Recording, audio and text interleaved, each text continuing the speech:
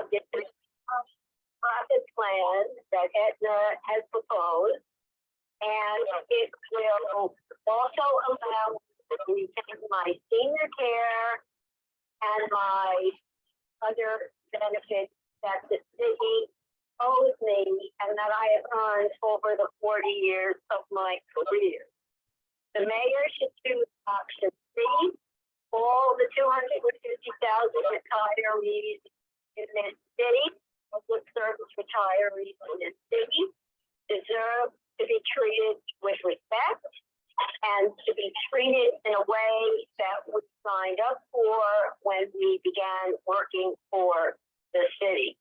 The mayor should choose option C, and that would enable us to opt out of the Aetna plan and stay in Medicare, a federally run, publicly paid for plan, not a private plan. So that is my testimony. I will abbreviate it so that others can speak. Thank you. Thank you very much for your testimony, Ms. Green. It will be taken under consideration. Thank you again. Thank you very much. I much appreciate that. I look forward to seeing you. Thank you. You're welcome. Next speaker, please. My name is Joan Greenbell. State your name again. This state your first and last name. My name is Joan, Joan Greenbaum, Greenbaum.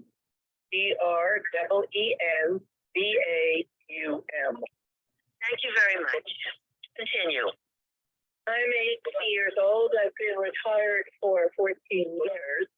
I have a number of doctors, we all do, and to give us only until May 1st to decide to opt out of this care or to be forced into the Aetna care, that would require that I shift all of my doctors. And you know, I mean, I hope people in the city know, because you have bodies too, that we have a number of doctors by this age. And it's impossible to find and locate and be switched to all these doctors by then. That's my first point. And then the second point will follow in the order of what Friedman said. It is very important that we have option C. And option C that is in the contract. We were never told about it, but golly, I can read, and I read the contract. And then C, there is option C. And option C says that we can opt out and continue on our senior care, and also continue our health benefits that are provided by our union. And I am in the PFP union. It is very, very important that we have time and process, and the process is option C. Thank you very much. Thank you, Ms. Greenbaum. That was very good. Thank you. We'll be under consideration. Appreciate your testimony. Next speaker, please. Martha.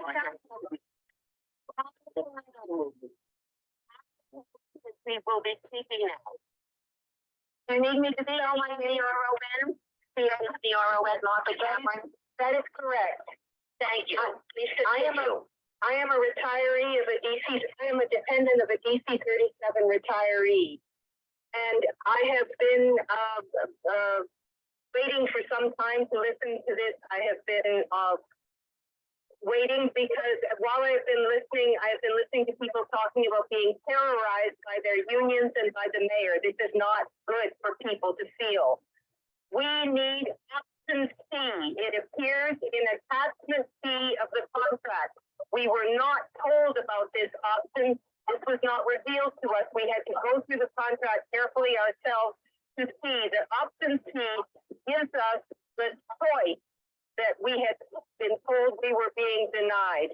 We need public Medicare with Medigap insurance, and we need to be able to continue to get the health benefits that we have been promised since 1967. I am 80 years old. I have heart disease. I have lung cancer. I see multiple doctors. This is not good for my health. I have been fighting this for 2 solid years. I am a member of the cross-union retirees organizing committee. All of my peers are facing this. We need attachment B of the contract. Option A is terrible. Option B is terrible. Option C is what we need. That's all I have to say. Thank you, Ms. Cameron. Please take care of yourself and stay well. Thank you. Thank you for your testimony. Lori, Our next Douglas speaker, Meltzer. please. Douglas Meltzer. Douglas Meltzer. Douglas Meltzer, Yes. MELTZER. MELZER. I have that, MELTZER. No T. Oh, no T, just MELZER? Meltzer. Okay, thank you. Please Okay. continue. Good morning. My name is Douglas Meltzer. My wife Martha started teaching for the city of New York in 1970 and retired from teaching in 2004. I am a retired hospital chief executive officer who has had vast experience dealing with managed care companies. I understand their incentives, their behaviors, and their business model. As a Medicare Advantage plan, Medicare pays Aetna an amount per member per month, which along with the city's contribution represents its total revenue in the contract. Thus, to maximize its profits, Aetna will have to rely on reducing expenses. Essentially, there are two ways to accomplish this. One is to reduce payments to hospitals and doctors, and the other is to deny services to enrollees. In the past, we have seen what happens when insurance companies reduce payments to doctors. The doctors withdraw from the network. In denying service to enrollees, Aetna will use its pre-approval process to accomplish this objective. Aetna has stated that they will eliminate pre-approval requirements for such things as MRIs and CTs because the city, I am told, will pay Aetna an additional $15 per member per month. This provision is also a windfall for Aetna, as the Medicare approved amount for an MRI without contract is approximately $65. Aetna, by asking for an additional $15, is arguing that each enrollee will have an unnecessary MRI every 18 months. This is absurd. Nevertheless, Aetna will require pre-approval for the more expensive services, such as inpatient physical medicine and rehabilitation, which costs Aetna more than $24,000 per stay. In 2021, Aetna had the largest, with a 12% denial rate among all other plans. 90% of those denials were overturned on appeal. And only 20% of denials were appealed. Let's look at the list of services that require pre-approval. Requiring pre-approval to be placed on a transplant list, services that should be considered experimental, due to market drugs, therapies, and procedures covered by Medicare. Do you think an elderly retiree is going to be able to fight Aetna to get these life-saving services? This contract sounds like the storyline in the movie Rainmaker. The conclusion I have reached is that the proposed contract is a windfall for the city and Aetna at the expense of the elderly retirees. I believe this proposal should be re-examined and something should be developed to allow retirees to retain their current Medicare plan. Thank you, Mr. Meltzer. Appreciate your testimony. Will be taken under consideration. Our next speaker, please. How Do we have to pull out our names to get called on, or do you have a list? Well, no, we don't have a list of the names. You have to do it in some kind of order there. Well, you needed to organize this better. Well, it is what it is today, so let's just get through it. My name is David Tuttle-Chuck. My name is David No, Tuttle-Chuck.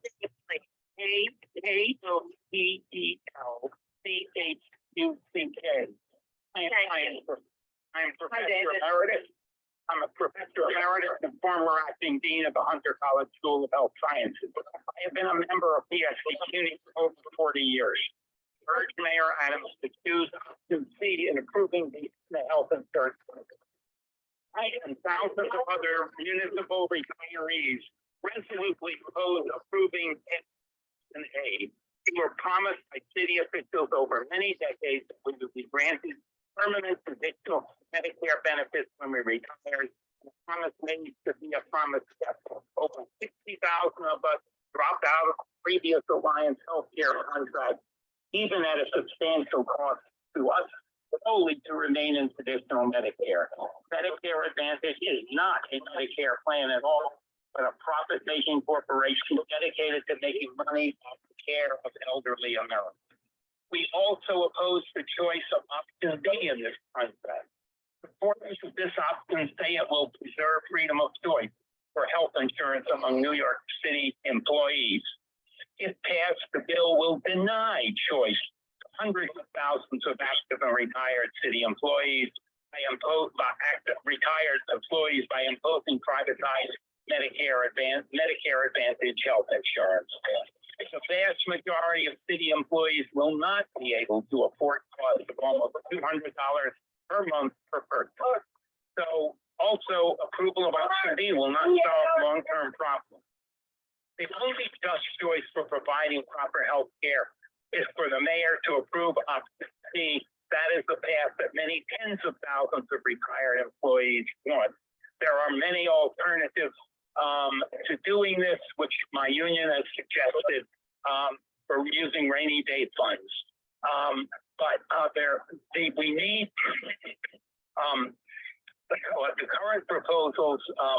We need lasting solutions rather than the current proposals, which deprive city retirees of the quality benefits we have been promised, we deserve, and we receive for decades. Please, Mr. Mayor, approve option C to Medicare, not money care. Thank you. Thank you very much for your testimony. It will be considered. Our next speaker, please. My name is Walter Fortaki, spelled W-A-R-T-A-C-K-Y. Your last name, just spell your last name. E-E-W-A-R-T-A-C-K-Y. Thank you. Please continue. I would like to know who decided the number of health insurance plans for retirees would be reduced to only 2. What was informed? What factors were considered when this decision was made? And was the health and welfare of retirees considered? Was the study ever done to determine if Medicare Advantage plans provide equal service to the health insurance plans retirees are applicable? As it was chosen for the contract only after the organization initially selected, the alliance came through. When the initial selection was made, where did Aetna rank among the organizations that participated in the negotiating acquisition? What was Aetna's score? Where was it ranked? Second, third, or lower? At the time Aetna was selected to replace the alliance, what was Aetna's CMS score rating? And what were the star ratings of the other organizations that participated in the negotiating acquisition? At present, what is Aetna's CMS score rating? And what are the CMS score ratings of the other organizations that participated in the acquisition? How does Aetna, the Aetna Medicare insurance plan qualify as the full insurance that retirees were promised? Given the number of co-pays, co-insurance, and cost-sharing requirements that have specified the evidence of coverage and the schedule of cost-sharing that are in the document. How can retirees ensure that the waiver of prior authorization will continue year in and year out, and that Aetna won't reinstitute them to better control costs and customer profit? Why did the descriptions of the other Aetna Medicare Advantage plan and the evidence of coverage and schedule of cost sharing in the contract differ from the outreach materials that were released by OLR, UFPP, the MLC, and others, including that? I believe the answer to this question will reveal the decisions to reduce the number of health plans and public organizations as a result of what arbitrary decisions harmful to the health and welfare of retirees and should be set aside. Thank you for the opportunity to testify. Thank you very much for your testimony. It will be taken on consideration. Next speaker, please. My name is James. State your name for the record. James Davis. James Davis, D-A-V-I-S. Thank you. Please continue. Morning. My name is James Davis, President of the Professional Staff Congress, Local 2334 for the CSC, representing the faculty and staff of the City University of New York. CSC has opposed the implementation of Medicare Advantage since the idea was raised nearly a decade ago.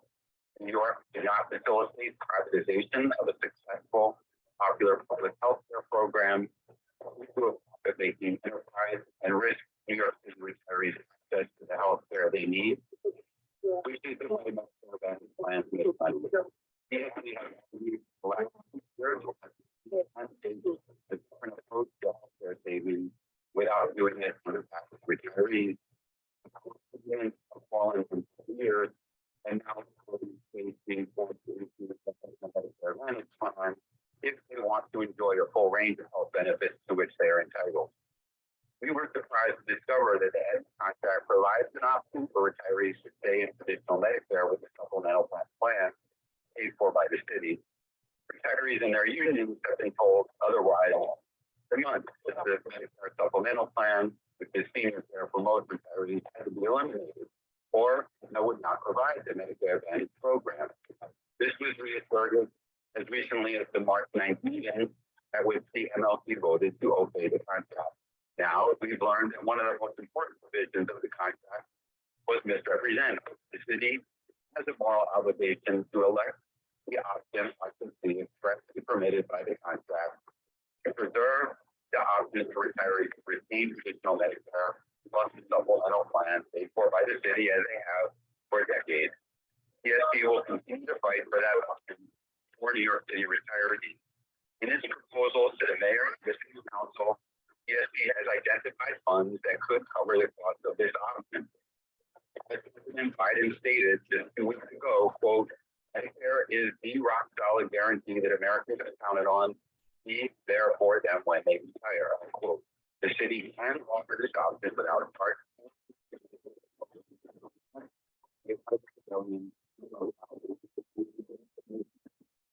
We have contract with the extent of the confidentiality required by AETNA under the terms of Section 9.11 of the agreement, and the limitations it imposes on the distribution of information about the performance of the Medicare Advantage plan and New York City retiree experience.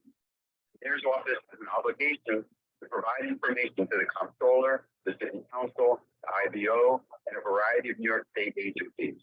Furthermore, although there is a robust reporting calendar, the distribution of reports is limited to an MA review committee, all of whose members must sign confidentiality agreements, including representatives of the NLC. People report unless it contains personal health information. The report is therefore publicly available so that plan participants and policymakers in the public can understand if retirees' utilization is being constrained and access to health care is being reduced. There are several related issues to public knowledge that are included in the written testimony that I will submit. Thank you for the opportunity to raise these concerns and questions. We hope they'll be addressed, but most of all, DSC urges the mayor and the city council to ensure that Medicare eligible access to traditional Medicare and premium-free supplemental. Thank you. For your important statement. Hello.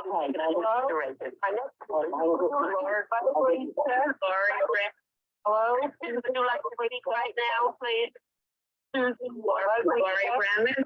Okay, just a moment. We have a speaker. Susan, your last name? W-O-O. He is in Sam and Spell that again. W-O-R, T is in Tom, S is in M-A-N. Thank you very much. Please continue. Thank you. I echo what Mr. David has said. I am a member of the TSC CUNY Retirees Group. And to speak about the fact that we are talking about 250,000 retirees who have provided service to the city of New York for decades. We're not just talking about my union, we're talking about police, we're talking about firemen, we're talking about EDF, sanitation, school teachers. It is not appropriate that we are extolled while we're working, but we are forgotten once we've retired. In my opinion, this is essentially age discrimination. We are being shoved in a corner, and we're not being given the option to participate in even the process of what insurance plans are being offered. We agree that we must have options. If you have seen the reports in the past, the office of the general inspector and federal office. They have written extensively about how Medicare Advantage plans do not provide enough service to those in need. We will have service denied. We've been calling on primary physicians. It will not, and it will leave in the lurch.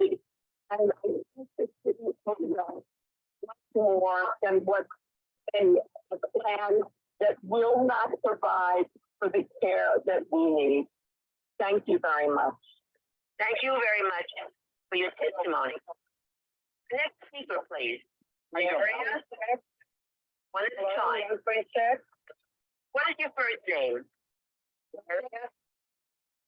I'm hearing a lot of voices there. One speaker at a time. Leslie. Leslie, and your last name? S-C-H-E-C-H-T. SCH, what was after that? E-C-H-T. Thank you very much. Please continue. I am a retiree from CSA of New York City. Recently retired in 2021. I reached out to Aetna when this plan was proposed to us. I made a list of all of my doctors from NYU, HSS, and Mount Sinai. I have several different things going on, so that's why I have several different physicians from several different locations. I got on the phone with a Carissa Coleman for 45 minutes, and during that time, she absolutely insisted that my primary care physician, Dr. Peggy Yee, took plan. And I explained to her that she doesn't. And she kept saying to me, go on our website, you'll see her name. And I indicated that I don't care what name is on there, she doesn't take it. Finally, she got permission from her manager, her supervisor, to conference in my doctor's office. Once she conferenced in the doctor's office, spoke to the person in charge who absolutely said in no uncertain terms, the doctor does not accept Aetna Medicare Advantage PPO, period. I then gave Ms. Coleman all of my doctors that don't take it because not one of them takes the plan, even though she said all of them supposedly take it. So my feeling and my concern is Aetna is telling us one thing and the doctors are telling us something else. And I fear we're going to be hoodwinked into this plan because they're promising us the doctors are in the plan when they're not. Thank you. Thank you very much for your important testimony. It will be taken into consideration. Our next speaker, please. Can I go on next? Yes, please take your name for the record. Yes, I know. My name is Alphonse Corrente, C-O-R-R-E-N-T-E.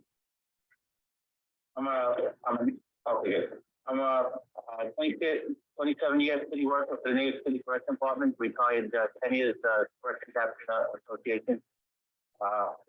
And I do have a few medical problems, but I also speak to many other older retirees, and they are very upset of this whole situation. And some of them are involved, some are not.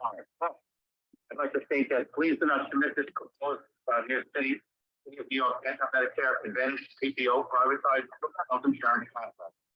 And that is also under investigation for various issues. This proposed plan does not guarantee that doctors will accept the plan, and authorizations and co-pays which are not put on now will be negotiated on in the future. This is contrary to traditional Medicare, which has no pre-authorization and is accepted by doctors nationwide. This is a pure privatization bait and switch of our healthcare benefits. I wish to keep traditional Medicare with an option to sign up for a Medicare plan for any additional coverage. Thank you. Mr. Phillips, Alphonse Corrente, woman city worker. So much. That's an important point. Thank you. We'll be under consideration. Our next speaker, please. Gloria?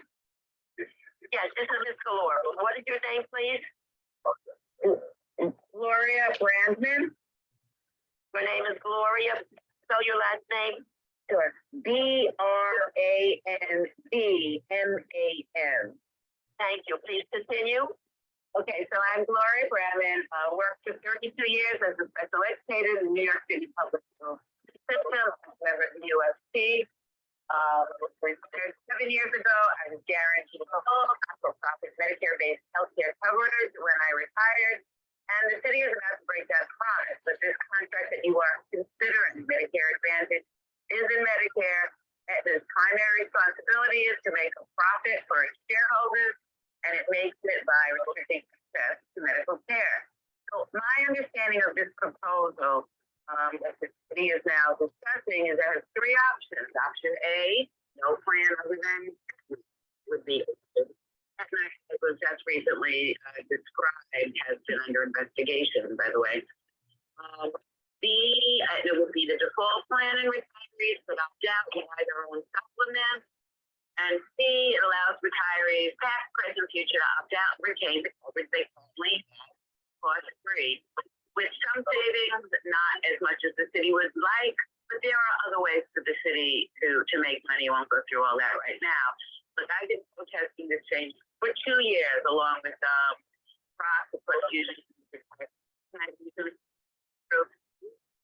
this plan maybe is a little better than that, but it is still not what we want.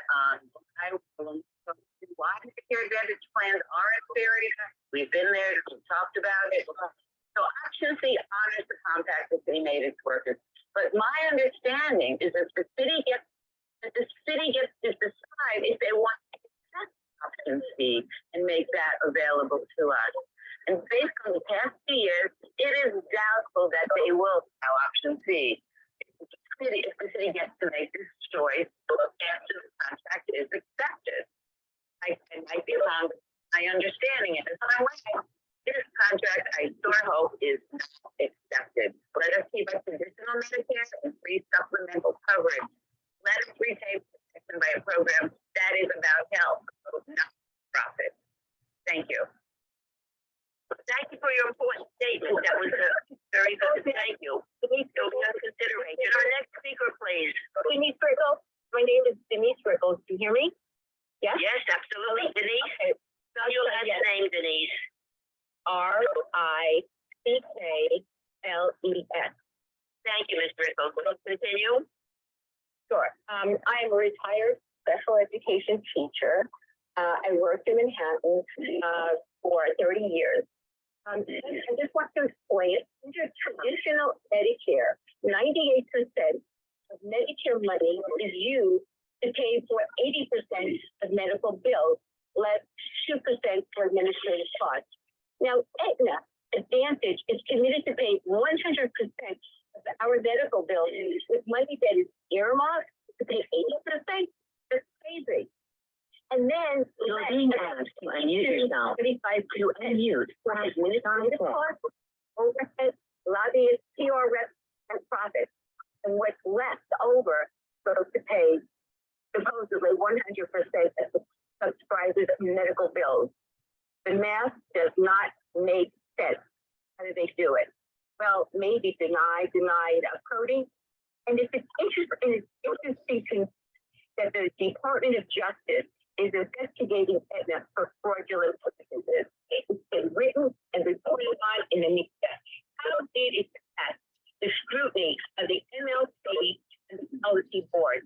We don't know. The MLC,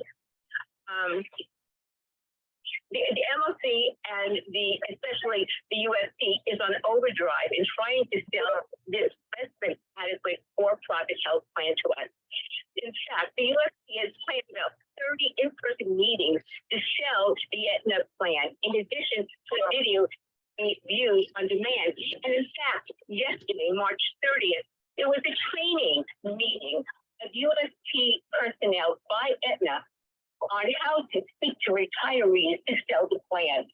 They even had a mock retirees to practice on. This is really crazy. We want our senior care We want to keep federally funded Medicare and Medigap. And I that the end plan does not go through and keep our senior care. Thank you very much. Thank you very much, Ms. Rickles, for your important testimony. We'll consider. Our next speaker, Donna Delcanto. Donna, spell your last name, please. I'll use words for every letter. Mary Adam Lincoln, King Edward Nancy, Thomas Zebra Oscar Sam. Thank you. Got that. Okay. Please continue. I'm a retired New York City detective. I'm at about 21 years. After 9/11, I had gotten, in 2013, I had gotten cancer, the only cancer that the World Trade until recently was not certified. I've had twice recurrent. My point is, had I had Medicare I call it disadvantage, because in my opinion, that's what it is, I would not have been covered as much as I was with Medicare because I was deemed disabled. And it's a stress that I don't think cancer patients need to worry about their insurance when they're going through radiation, chemo, and every other kind of treatment. That's number one. Number two, when I retired, had we known we were basically, and excuse my terminology, going to be screwed with medical, I think we would have started, if it was available, a health savings program to tell us in retirement. Now you're going to have different medical that I find more stressful. I don't think it's fair after us getting our service. In addition, as a fluke last year, when I found out about this, that you guys were going to change it, I called up a local dermatologist just to ask, I was a new patient, and I said I had Medicare. They accepted me. 3 days, just out of curiosity, I called again. I said I had Medicare Advantage plan. And they told me, we're sorry, we're not taking new clients. So that's how the doctors are getting away when they say, if they say they accept it. In 3 days, all of a sudden they can accept new patients. So my point is, please, we did the right thing by giving, for whatever reason why we had a city job, we did the right thing. We gave you guys our all. Please don't do us now. All right, thank you very much. Thank you very much for your testimony, and stay well. It will be considered. Our next speaker, please. I'm Jackie DeSalvo from a retired professor from Baruch College at CUNY, and I am very opposed to this imposition of us being part of a AETNA plan that does not include the kind of coverage that we previously had with Medicare and the supplemental senior care. I am wheelchair bound. I need multiple doctors, treatments, and prescriptions. And these will not all be covered under this AETNA plan. I believe we're being lied to, because as people have said, we have researched around what actually the AETNA plans finally deliver, and they do not deliver same inclusive list of doctors. They do not require pre-authorization.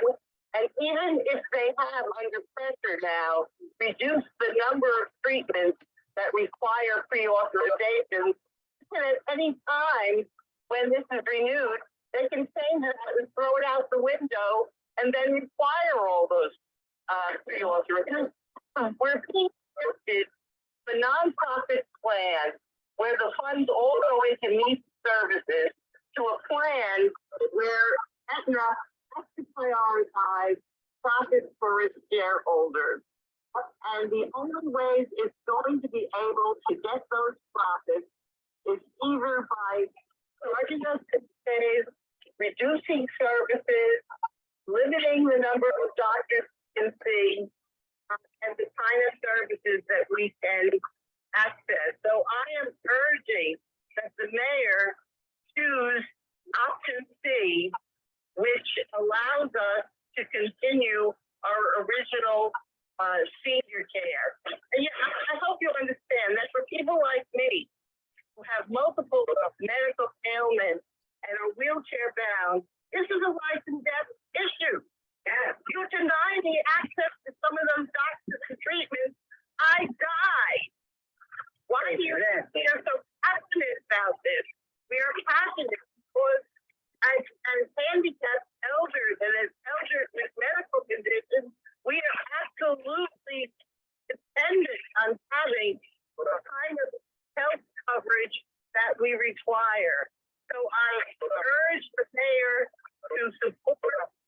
option C, which allows us to continue our medical care and not limit the kind of medical care we can have in a way that could be absolutely devastating to our health. Thank you, Mr. Salvo, for your important testimony. It will be considered. Our next speaker, please. Hi, can I speak? Yes, what is your name? My name is Dana Simon. Dana Simon? Yes, D-A-N-A. Yes. That's my first. Last name Simon, S as in Sam, I-M-O-N. Thank you, Hi, yes. I'm a retired New York Public Library librarian for over 21 years. And I understand. I also have a 2000 retirees don't also include their families and spouses. So more people are being covered than 250,000. I just want to bring up an issue at my contract. It still says that pre-authorization and denial are needed to be surgery or treatment experimental. I want to know how they classify experimental. I can see if something is in a clinical trial, is that experimental? Or can they just say whatever they think is experimental is experimental? I have been on AETNA before in their managed care program. I have experience with AETNA. I was scheduled for surgery for cochlear implants. And the night before my surgery, I just called up saying that my surgery was terrible.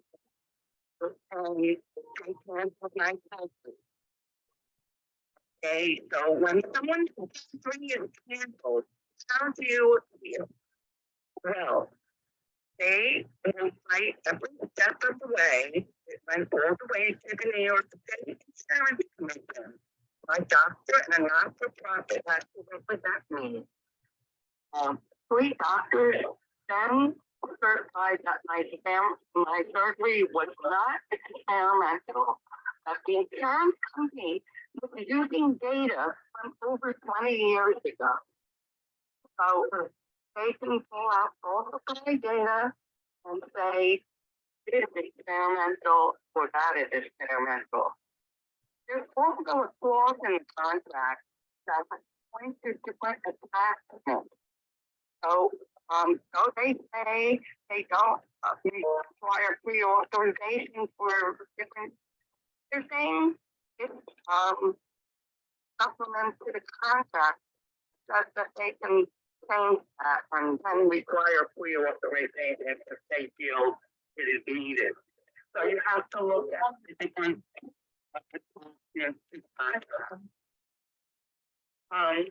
The last thing I want to bring up is that there is a mention of an occupancy. If this is true, we need to know more about it and be informed. Also, retirees need representation in the vote for decisions made about retirees. There should be retiree groups included in all voting processes. The unions need to be reorganized to allow retirees to vote. So the city needs to work on that. And I am a member of the Cross Union Retiree Association. Thank you. Thank you, Ms. Simon, for your important testimony. It will be considered. Our next speaker, please. Hello? Hello, please state your name for the record. Douglas Scott.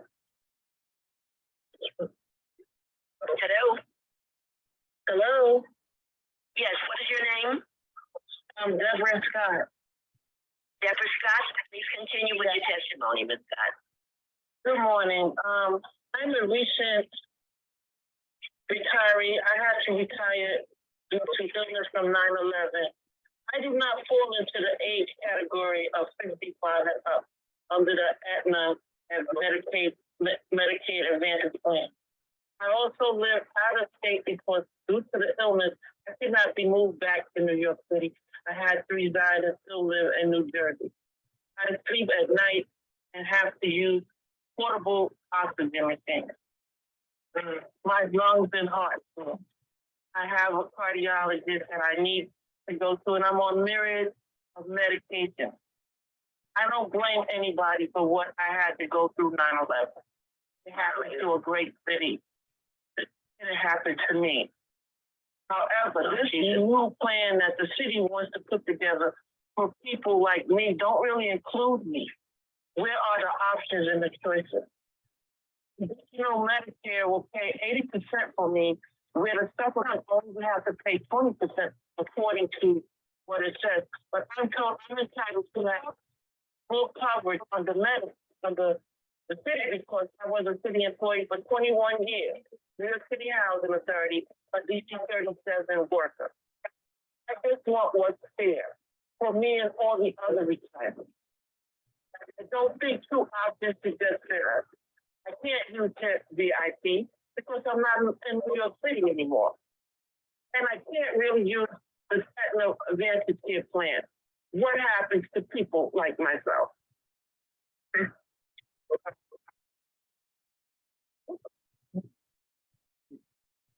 What happened to us? This traditional work has been working for all the time before I retired. Why can't we keep it? We earn it, and we don't earn anything else. We don't get raises when our unions get raises and do contracts. We just want what's fair as retirees. Thank you for listening to me. Thank you for your testimony. It will be considered. Please take care of yourself and be well. The next one is Anna Ferrara. Okay. Second, what is it now? What is it now? No, don't do that.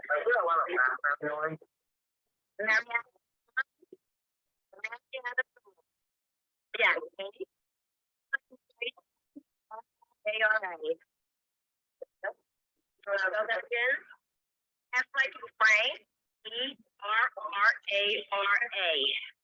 Thank you, Ms. Ferrara. Please continue.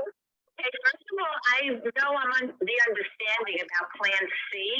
I think it's really unacceptable as we won't be getting our reimbursement fee any longer if Plan C gets in effect. I am a New York City NYC civilian retiree. And when I first took the job in 1988, it was promised, according to my handbook, which I still have, the same health care insurance in 1958 and upon my retiring. So Aetna is a company that's under investigation. So I don't understand how Mr. Mayor can even consider a company that's under investigation for various reasons. We are entitled to our Medicare. I'm retiring, and this plan is not going to work for many people, as many of our doctors will not take it now. And at this stage of the game, we have to change. And most of us are on a fixed income. We can't afford the $200 each a month. I don't understand how you could throw us under the bus, Mr. Mayor, and the city of New York, when we were promised this. I took a pay cut to take a city job because of the health insurance. And now I'm being denied it at an age where I need it desperately, and my husband does. And Plan C is not going to work either. We need our traditional Medicare as is, and the senior care as is. You would be seniors one day too and retired. The people that are, under retired yet, you need to step up, but you're going to be in the same shoes as we are. We don't keep our traditional medicine. Thank you. Thank you so much for your testimony. It will be considered. Our next speaker, please. Ruth Solomon. Hello? Ruth Solomon, please continue with your testimony. Yes, hi. This one contract will have to go through the procurement policy board rules. Now, the procurement policy board rules require an affirmative finding of contractor responsibility before a contract can be registered by the controller's office. How can the city find that Aetna is a responsible contractor to be a provider of these pseudo Medicare services, given that the Department of Justice is currently investigating Aetna for fraud in its execution of the Medicare Advantage plan, the exact plan they want to hire Aetna to do.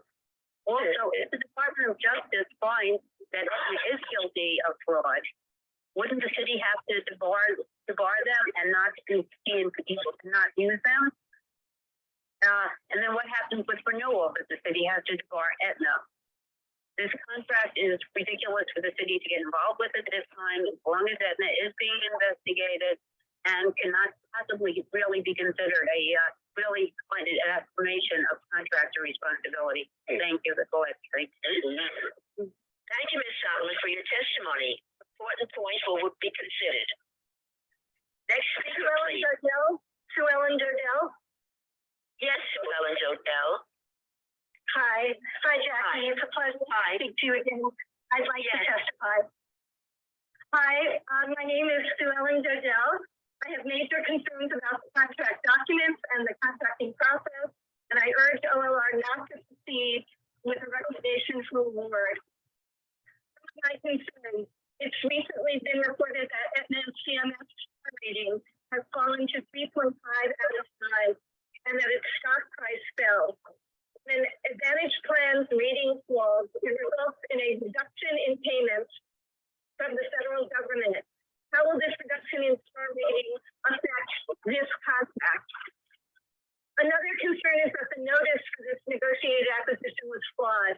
CPB Rule Section 3-D1 I provides for notice of intent to enter into negotiations must be published 5 consecutive editions of the city record.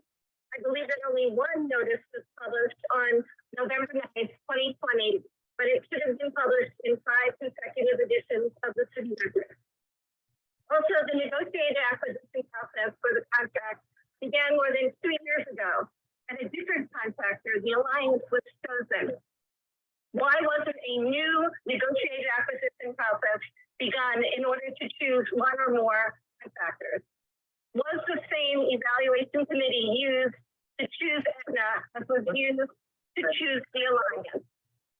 Additionally, Aetna is not a responsible entity with which the city should do business. Not only has Aetna admitted to a history of insuring slave holders against the injury and death of enslaved persons, but recently Aetna has a history of lawsuits against it for fraud and denying care related to members of its Medicare Advantage plan. Numerous lawsuits have alleged that Aetna has denied needed care, resulting in serious injury and death. In addition, the federal government has investigated Aetna.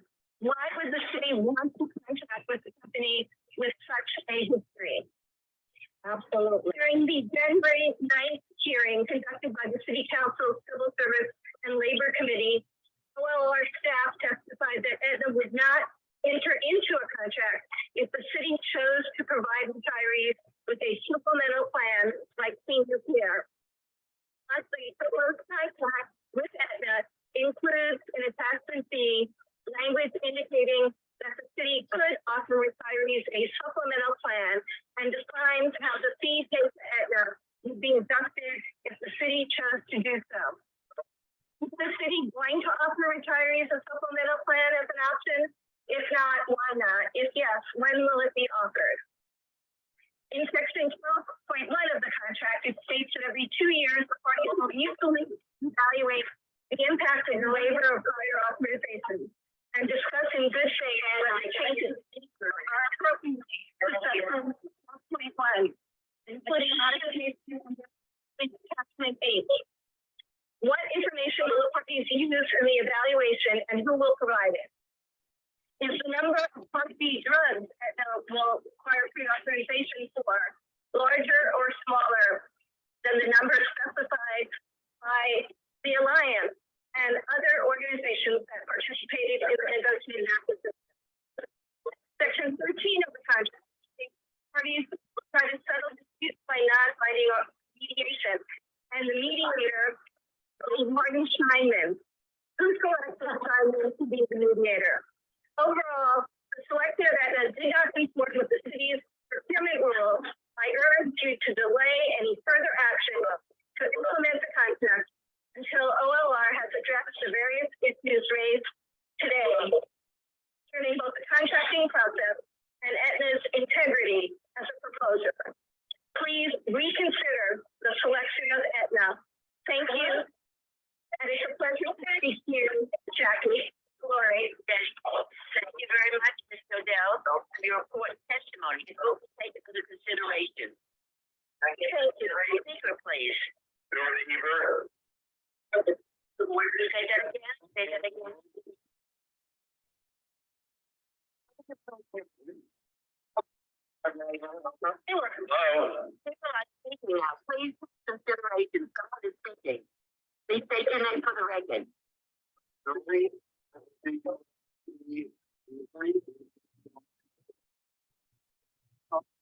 you.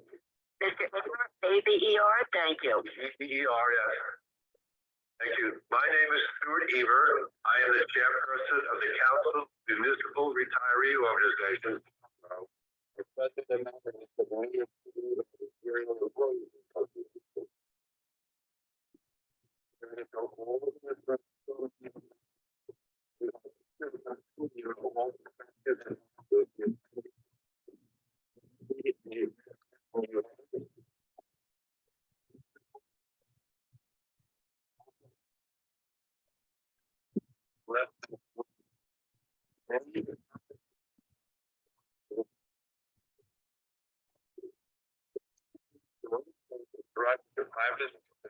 And then we continue to the free Medicare coverage.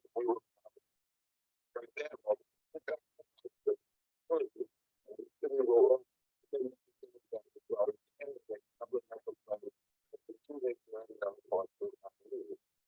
for a month, we will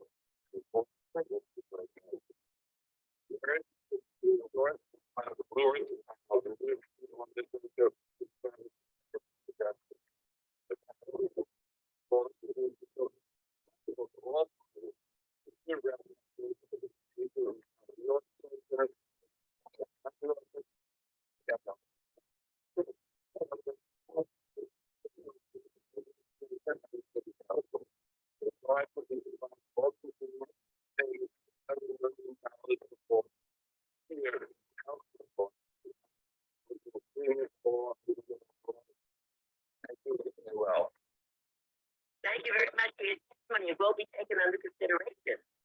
Our next speaker, please. Jackie? The wrong way.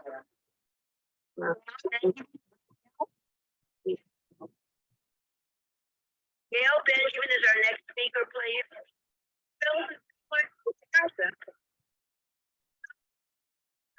Speak about option C and why that would be a desirable fit for retirees, No. but also if we have Dear speaker, we'd like to hear the speaker. Hello, Gail Benjamin, please continue. Yes, I'm speaking about why C, which is desirable for both retirees and for the city. I think that retirees are really just asking for choice. And if the city were to adopt this option, they would be able to look at some experience with Medicare Advantage as the retirees, and we would all have time to look at whether this program is as offered and whether it continues to be. So while the city might not achieve all of the savings they would want to in the first year or two, there would be time to prove to all of us that we were not giving up anything, that our doctors would in fact accept this plan, and that the city could continue on in Medicare Advantage. I know that I have looked at my doctors, and I agree with Walter Vortacki about some of the issues, but also about the issue of whether doctors will accept it. And my doctor said that he would not continue to have me as a patient, not that he won't accept it. So I urge all the parties to think about ways that we can compromise and offer people alternatives while evaluating the program that the city thinks is the best, but the retirees are quite suspicious. Thanks a lot, Jackie. Thank you very much, Ms. Benjamin. Your important statement will be taken under consideration. Take care. Be well. Our next speaker, please. Thank you. Our next speaker, please state your name for the record. Carmela D. Spell your last name, please. D-double-E. D-W. D-E-E. Yes, I have that. Carmela D. Thank you. Right. I'm a DC 37 retiree and a proud member of the New York City Organization of Public Service Retirees. I worked at New York Public Library for 18 years. I'd like to ask why the city and the unions are forcing us out of the health care we were promised and into a second rate plan. As we've heard, the Medicare Advantage plan was given 3.5 stars for 2023 by the Centers for Medicare and Medicaid Services.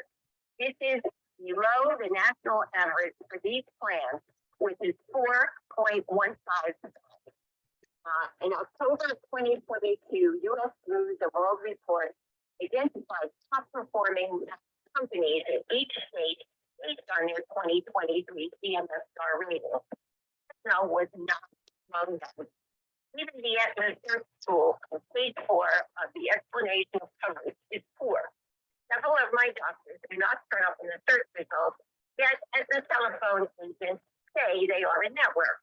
I called several of my doctors, and none of them know about this City of New York MAP plan. My gastroenterologist does not accept Medicare Advantage plans. Shelby, an AETNA agent, told me that North Shore University Hospital in Manhattan was in network. As before calls, they reached a staff member who said they had most AETNA plans, but she didn't know about this plan. On the website she gave me, this plan is not here. My husband needs retinal injections every 6 to 8 weeks and will for the rest of his life. The retinal doctor's office does not know of his plan. The injections do require authorization. It could take time, endangering his vision. What kind of a choice is it when the alternative plan is only offered in 8 counties in New York State?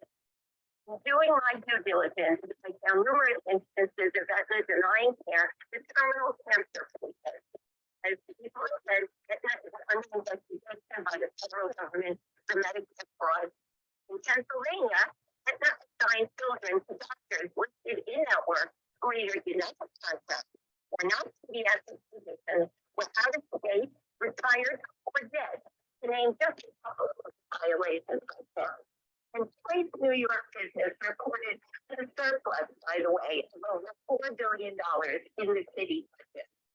New York City never was, is, or will be a one-size-fits-all town. So why is it forcing its retirees, the rest of the world, into a one-size-fits-all Medicare Advantage plan? All for a month. We gave our lives to this city, and we deserve what we were promised. Thank you. Thank you very much, Ms. G, for your testimony. It will be considered with all your points. Thank you. Thank you. Our next speaker, please. Darrell Sims, SIMSM. What is your first name? Darrell, DARRELL. Yes, And your I'm last making name? Sims, SIMS. And this is for the record as a personal testimony and not associated with any organization. The life insurance company provided insurance policies for slave owners to insure slaves during slavery in the United States of America. The city of New York should not do business with the life insurance company because of its despicable participation in slavery. As an African American and a New York City citizen, I find it inappropriate for the city of New York to do business and sign a contract with the for-profit Aetna life insurance company to provide basic with inferior health insurance for me. This issue should be treated no different than the city of New York divestment in South Africa to protest apartheid. Therefore, I protest the city of New York doing business with Aetna life insurance company to effectuate a for-profit Medicare Advantage plan for $200 million that is inferior to the traditional Medicare and senior care health insurance New York City retirees and their dependents presently have and were promised of premium.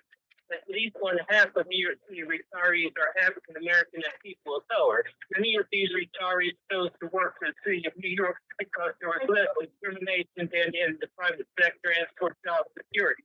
Even though the salaries were not great, the health insurance and benefits were attractive. As indicated in the New York City Council Pay Equity in New York City, August 2021 report, salaries of women and minorities are less than the salaries of white males for the same work. As a consequence, New York City pensions and Social Security payments for women and minorities are less than those for white males based on documented employment discriminatory practice and pay disparities by the city of New York. Therefore, women and people of color, including those dependents, their dependents, are unlikely to be able to afford and pay premiums for traditional Medicare and supplemental health insurance that were promised by the city of New York premium free.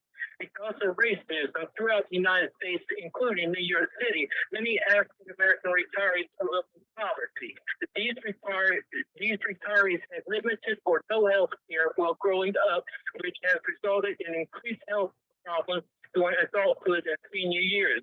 Many of the health problems can be traced to poor diets and hazardous environmental conditions. Therefore, it is imperative that the quality of health insurance not be compromised with life insurance companies' inferior Medicare Advantage plan. The city of New York and the Municipal Labor Committee have broken a promise to all New York City retirees by approving a fate and switch transfer from traditional Medicare to senior care insurance to an inferior Medicare Advantage plan. Based on detrimental reliance, this unconscionable and highly despicable act by the city of New York and the MLC is corrupt and should be ruled unlawful. In the state of New York, I wholeheartedly object to the New York contracting with Aetna Insurance Company to provide Medicare Advantage health insurance to the New York City retirees. It is painful and disgraceful for the second African American mayor of the city of New York to approve this contentious contract with the Aetna Life Insurance Company. And the retirees of New York City are not in favor of the city Medicare Advantage plan. And the city should know that by listening to the testimonies that have been given so far. I haven't heard one person who has been in favor of this plan. Harold Thank you, Sims. Mr. Sims. He worked for the New York City Department of the HPD for 39 years as a dedicated employee providing affordable housing for the citizens of this city. Thank you very much, Mr. Sims, for your important testimony. It will be taken under consideration. Thank you again. Thank you. Take care. Our next speaker, please. Are there any more speakers in the audience who would like to testify? Yes, my name is Mary Ann Pizzola. I would like to testify. Okay, if you're already, if you did not testify, you can just show now. What is your name? My name is Carol, Carol, Anton, A-N-S-H-I-E-N. Okay, please continue. Thank you. I also fear people like me will fall through the cracks whatever is decided. I am not on senior care. I do pay for my supplemental Medigap, my agreement with the New York Public Library SEC 37. I worked for the library for almost 30 years. I've been retired for over 16. Where am I considered in any of these plans? This is the first time I hear there might be an option C ability. Option B says retiree pays for Medigap, but many cannot afford this, which is why I've been supporting the New York City Organization for Public Service Retirees. Because many people cannot afford to pay for their own Medigap supplemental. But option C includes people who now and will pay for their supplemental, like me. Secondly, I am a 3-time cancer survivor, still in ongoing preventative treatment. I may be starting a newly approved alternative treatment, safe and less cumbersome than what I've been doing and getting for over 10 years now. My doctor approves this use. Will AETNA approve it? What experience do they have to evaluate it? Will they approve or not, depending on the cost? I don't know, and I'm scared. I do know that I have been with all my care and all my doctors, and many of whom will not go on to of that plan, that I am safe with my traditional Medicare, with my Medigap supplement with a reasonable cost for me. Please consider some of us who might fall to these cracks of this disastrous agreement, and please don't approve the agreement, and please put it back into negotiations with representatives that retirees have a voice. Thank you very much. Thank you very much. Please take care of yourself. Be well, and it will be considered. You're unmuted. Thank you. Thank you. The next speaker, are there any more speakers in the audience? Yes, my name is Mary Ann Pizzola. Mary Ann, spell your last name. Is Pizzola, P as in Peter, I, Z-Z-I, T as in Tom, O-L-A. Isabella, thank you. Please continue. Yes, good morning. My name is Mary Ann Pizzola. I am president of the New York City Organization of Public Service Retirees, representing nearly 250,000 retirees. We are opposed to the Medicare Advantage plan that's being proposed for AETNA and the contract that is being forced upon retirees. And we believe that New York City should not be assisting and encouraging the privatization of public health care Medicare. The city should not be relying on federal funding that is fluid and can change or putting risk at retirees to absorbing more costs if those funding ever changes. And it has changed in the past and has forced cost changes and plan changes on the city HIP VIP plan in 2017. The same thing will happen with this. Since the New York City Health Program was created, it offered a choice of 3 plans. In 1986, 12 plans were added for better competition. It is a known fact that competition drives down costs and increases services and their performance. Today, the city appears to be just fine to create a monopoly that we believe to be illegal and immoral. This organization and the Professional Staff Congress have offered alternative ideas to the city to find savings that the MLC committed itself to while never identifying how they would do that, obligated the unions under its umbrella organization to find these recurring savings for their benefit. Many unions in the Municipal Labor Committee were unaware about how this decision would impact them until it was too late, and most were unaware that those agreements were rolled into their collective bargaining agreements well after it was done. Due to the weighted voting structure, just the United Federation of Teachers and the District Council 37 and sway the 2/3 vote needed to pass a motion, of which they did. When they say the unions overwhelmingly voted to support the decision, it is only because of that weighted vote. There was not an overwhelming support of this decision. The only thing overwhelming was the manipulation of these two large unions' willingness to vote away everyone's choice of retiree health for themselves, while many unions did not support this. Retirees have many issues with this contract. For example, in attachment G of the OLR documents called Summary of Implementation, it lists private retiree information that was allegedly transmitted to Aetna on March 10th, before this contract was even ratified or awarded to Aetna. This contract requires retirees to enroll in the Aetna drug plan instead of the current city rider or using an outside drug plan at a greater cost to retirees. For example, one drug, Ozempic, a retiree now pays $400 a month for it on the Emblem drug plan, and in the Aetna plan, it would cost $1,100 a month, as we were advised. Currently, retirees have a choice to get their drug plans. We currently have retirees in continued care residential community CCRCs. The vice president of Aetna himself could not guarantee that they would have coverage like they currently do with traditional Medicare, without levels of prior authorization and multi-levels of denials and appeals. These are our most vulnerable seniors. These retirees do not currently have this concern, and this is a burden to them, not just stressful, but requires an administrative process that they just can't manage and do not have to endure today. This was never taken into consideration as to the material changes of this plan and how this would impact a senior. The city is basically keeping retirees hostage in one plan, the Aetna Medicare Advantage Plan, or forcing them to waive their vested New York City health benefits, lose their Medicare B reimbursement, and have to incur the cost of buying a supplement on the marketplace. Some retirees would have to purchase their drug plan on the marketplace as well, and this appears to be yet another end run for the court's decision and push more people off the city health program as to not have to live up to their obligation of Administrative Code 12-126.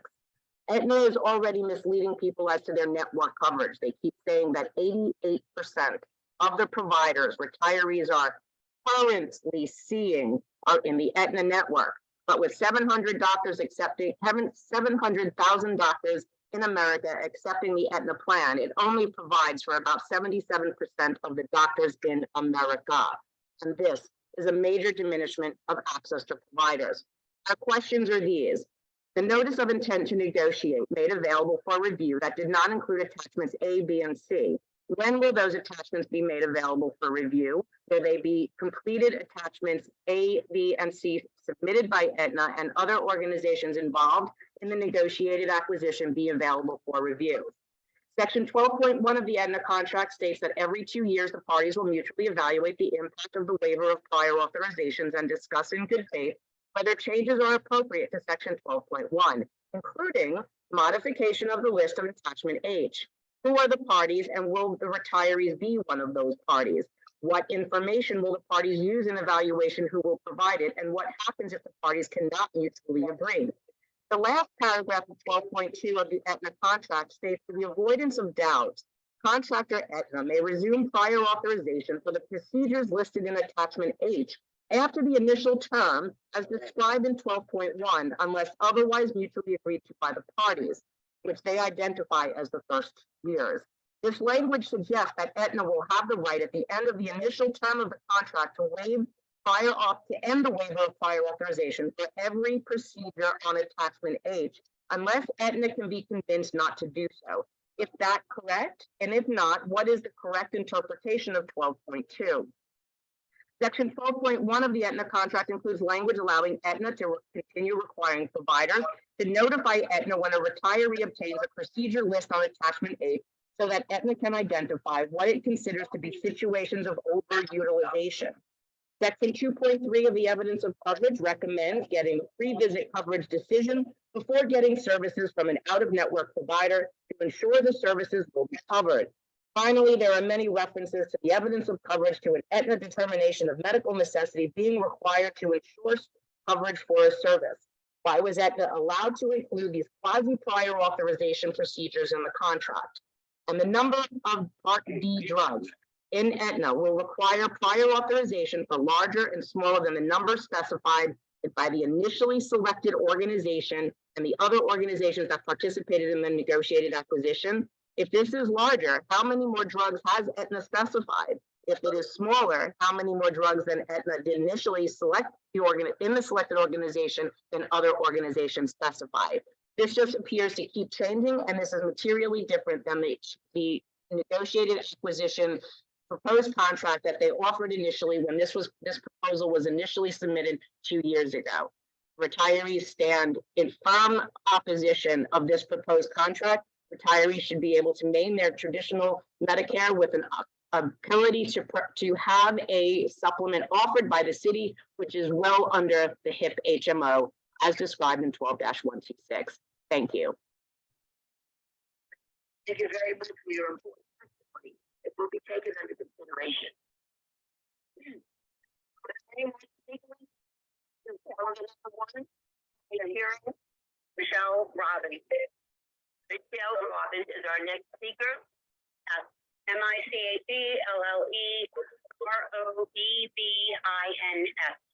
Thank you, Ms. Robbins. Please continue. Thank you for giving me the opportunity to testify. My name is Michelle Robbins. I am a retired FDNY EMS rescue paramedic lieutenant and a 911 rescuer after 20 years of service. I'm also the secretary of the New York City Organization of Public Service Retirees. I also help represent for places 250,000 retirees. Myself and those who have no voices request answers before the Office of Labor Relations make a recommendation for water contracts or request administration with Aetna and still the fate of retirees who built this city. According to the contract documents of Aetna, the so-called great one-of-a-kind Medicare Advantage plan is really a ruse because the prior authorizations and other services are being waived or being supplemented to Aetna behind the scenes. It would be a forced fiduciary responsibility of the city and would be an oversight of the controller's office and mayor's office if the contract is approved. OLR to be compelled to provide the mayor, the controller, the council members, and retirees answers to the following questions. Aetna was chosen for this contract only after the organization initially selected chose to withdraw. When the initial selection was made, where did Aetna rank among the organizations that were invited to and did participate in the negotiated acquisition? Was Aetna ranked second, third, or lower? A scoring system was used. What was the point difference between the originally selected organization and Aetna? At the time Aetna was selected to replace the initially selected organization, what was Aetna's CMS star rating? And what were the CMS star ratings of the initially selected organization and the other organizations that participated in the negotiated acquisition? At present, what is Aetna's CMS star rating? And what are the CMS star ratings of the initially selected organization and other organizations that participated in the negotiated acquisition? The notice of intent to negotiate states annual funding for this contract awarded will be $600 million. The public notice this hearing states the amount of the contract will be $200 million, but does not specify if that number is per year or a total value. Why are these numbers different? How much will the proposed Aetna contract cost? How much will Aetna be paid monthly, annually? There's a total over the course of the initial term to provide each of the services defined in the contract. During the January 9, 2023 hearings of the Council Civil Service and Labor Committee, OLR testified that Aetna would not enter a contract if the city chose to provide to retirees a supplemental plan like Medicare. Contract, however, includes in attachment B language indicating the city could offer retirees a supplemental plan and defines how the fee paid to Aetna would be adjusted if the city chose to do so. Why did the testimony given on January 9th differ than what appears in the contract document? Is the contract negotiated with the originally selected organization include language regarding the city providing a supplement plan? And if so, how does it compare to what is in the proposed Aetna contract? Is the city going to offer retirees a supplemental plan as an option? If not, why? If yes, when? Section 13 of the contract states the parties apply to settle this by non-binding mediation, and the mediator will conduct mediation will be Martin F. Scheinman, unless the parties disagree. Who are the parties? Will retirees be one of the parties? Scheinman to be the mediator. Was he selected before or after he was recommending section 12.126 of the New York City Administrative Code be changed?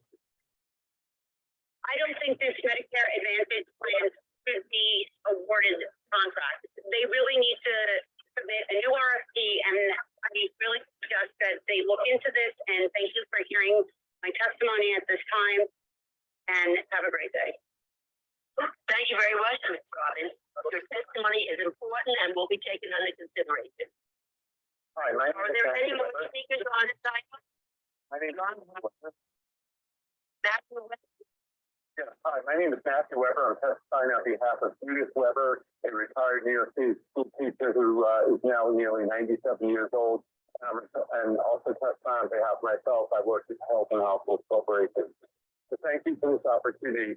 I just want to call out a couple of things, not to be redundant with other individuals and their excellent testimony. Please investigate whether or not ETNA's representations or participation nationally are accurate.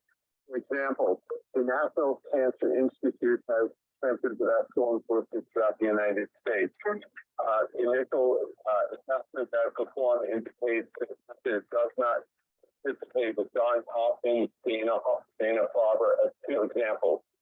When we look at things like nationally renowned rehab centers, nationally renowned burn centers, nationally renowned eye institutions and hospitals, also appears as though ETNA is not participating in flexibility of those. So I urge you to look at the representation that ETNA is making in regards to their participation, both with hospital facilities, providers, and ancillary services. In addition, I just want to call out, I had a personal opportunity of calling into ETNA's call center, and my first interaction with them was pretty poor, including the fact that I asked for them to send me a written follow-up and to speak with a supervisor, and subsequently after to speak with a supervisor, I was disconnected. So I call these things out to you. I think that there's a lot of opportunities. People have spoken for star ratings. That is not trivial. The star ratings are the method by which the federal government determines whether or not a Medicare Advantage program is providing extremely important services to the membership. And it also makes a determination as to whether or not the Medicare Advantage program will receive supplemental funding. The whole model that's being built here is that New York City is shifting the cost structure to the federal government. If the federal government does not provide ETNA with the reimbursement they anticipated, this will be like a house of cards falling apart. Again, thank you for the opportunity to testify into your work. Have a great day. Thank you very much, Mr. Weber, for your important testimony. It will be considered. Are there any more speakers on calendar number 1 at today's hearing? John Highland. John, what is your last name? Highland, Hyland. Thank you, Mr. Highland. Please continue. Okay, well, I'm a retired professor from LaGuardia Community College, City University of New York, a member of the PSC. And I'm speaking strongly in support of the option C that apparently allows the city to provide us, keep us in traditional Medicare and provide us with free supplemental care. The overwhelming content of the testimony today has been extraordinary in raising questions about this whole deal. And it exposes the fact that we were not adequately represented in participating in the negotiations over several years. There are alternatives. As often one, and apparently there are other organizations, various groups, and other groups have other ideas about this. Another possibility that has not been looked at is the notion of revenue through tax reform that would change the economics of this whole deal. So what I'm saying is the mayor might well see to reconsider and up to now provide retirees traditional Medicare, profit care, and with free supplemental coverage. So I think that's the way to go. And you can hear that there's very strong retiree movement in this direction. Thank you. Thank you very much for your testimony, Mr. Highland. It will be taken under consideration. Are there any more speakers on calendar number 1? Yes. All right, state your name for the record, please. Amy Schwartz. What is your first name? Amy, A-M-Y. Amy Schwartz? Yes. Thank you, Ms. Schwartz. Please continue. I concur with Mary Ann Ventura. I'm really pleased. Retirees should not be forced into the AETNA Medicare Advantage plan. He's submitting written testimony with further details. Contract process has been rushed, has been predetermined, and is unfair to retirees, with potential life-threatening consequences to some, with more serious damages and serious inconvenience. People in question have energy tax insurance which is associated by unions who do not represent retirees. Literally, people who are never remember. AETNA is being investigated. Not in the master contract. The AETNA program is so good, New York City should allow retirees voluntarily to opt into the AETNA Medicare Advantage program rather than forcing everyone into it. And on top of all of these problems, it is also wrong and offensive and borders on blackmail to force retirees to forfeit Part B reimbursement and IRMA reimbursement in order to opt out of the Medicare Advantage program to keep traditional Medicare, even if they are willing to buy their own Medigap supplement. This process is wrong, and the comptroller should not ratify the contract. I'll be submitting further testimony. Can you tell me how long we have to submit testimony? How long will the record be open? Mr. Weltman?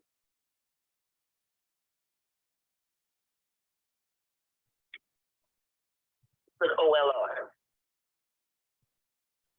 If you're muted, you are you're on. If it's a written testimony, you have the address. Yes, how long?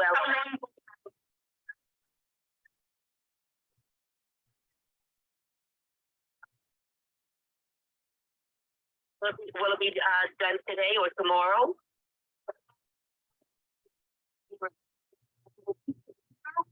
My question is a general question. How long have to submit testimony to have it be considered on this issue? Mr. Weltman? OLR representative? Press *6 to unmute yourself.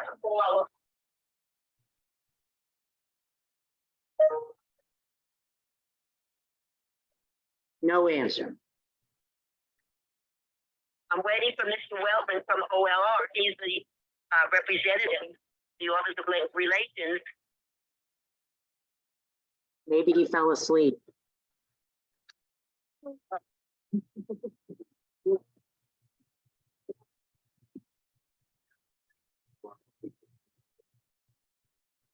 Okay, the question is, how long do they have to submit written testimony today's contract?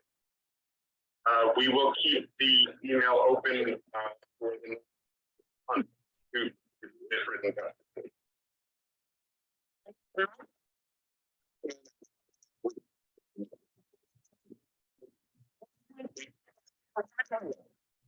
Yes. Take your name when you write it in. 1/1/23 public hearing.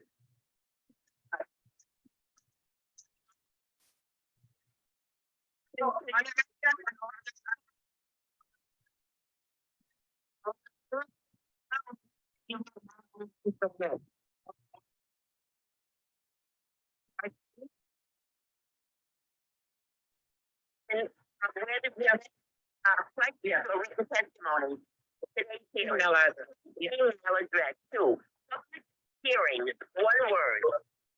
Hearings. OLR. NYC.gov.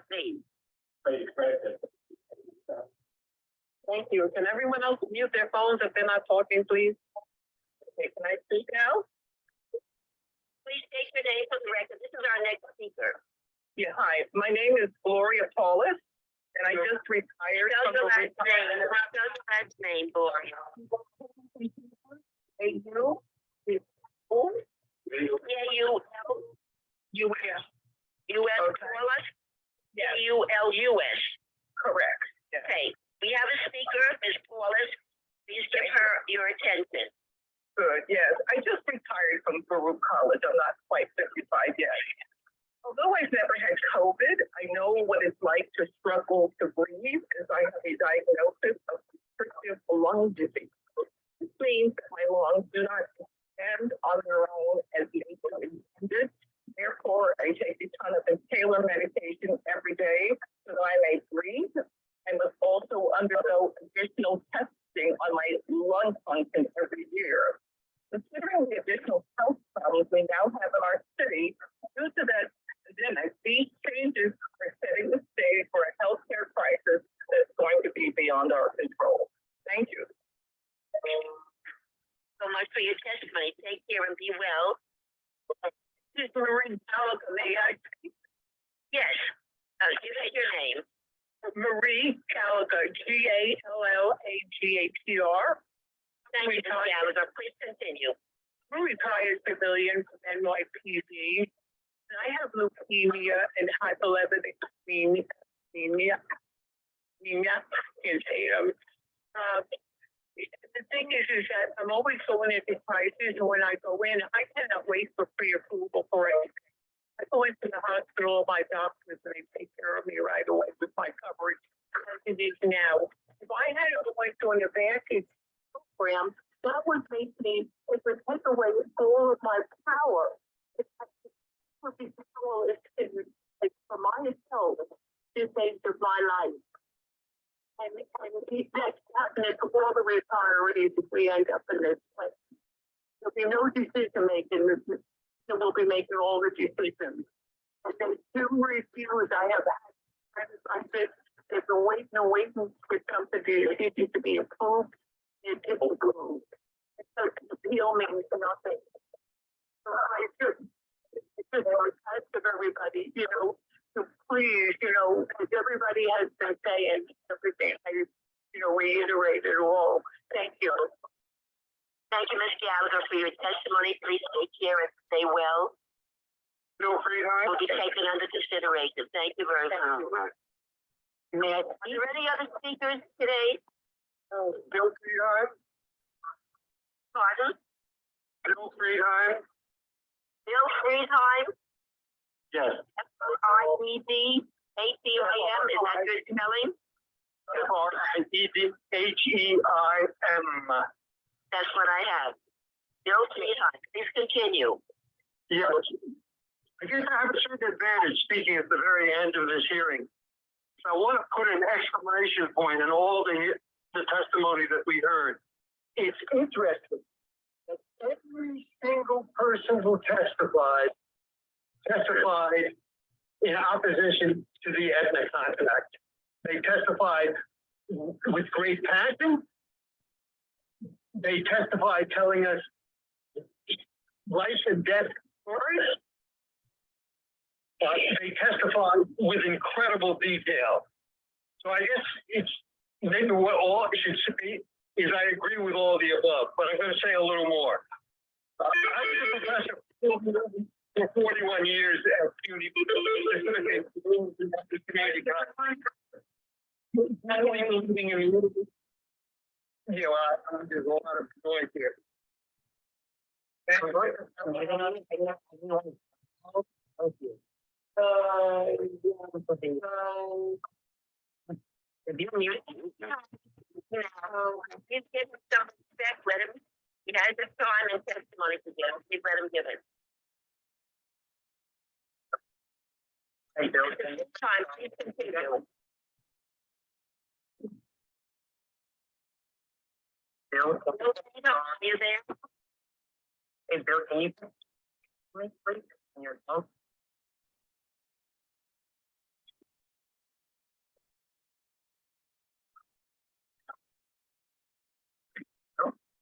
Is Mr. Friedheim there? Did we lose him?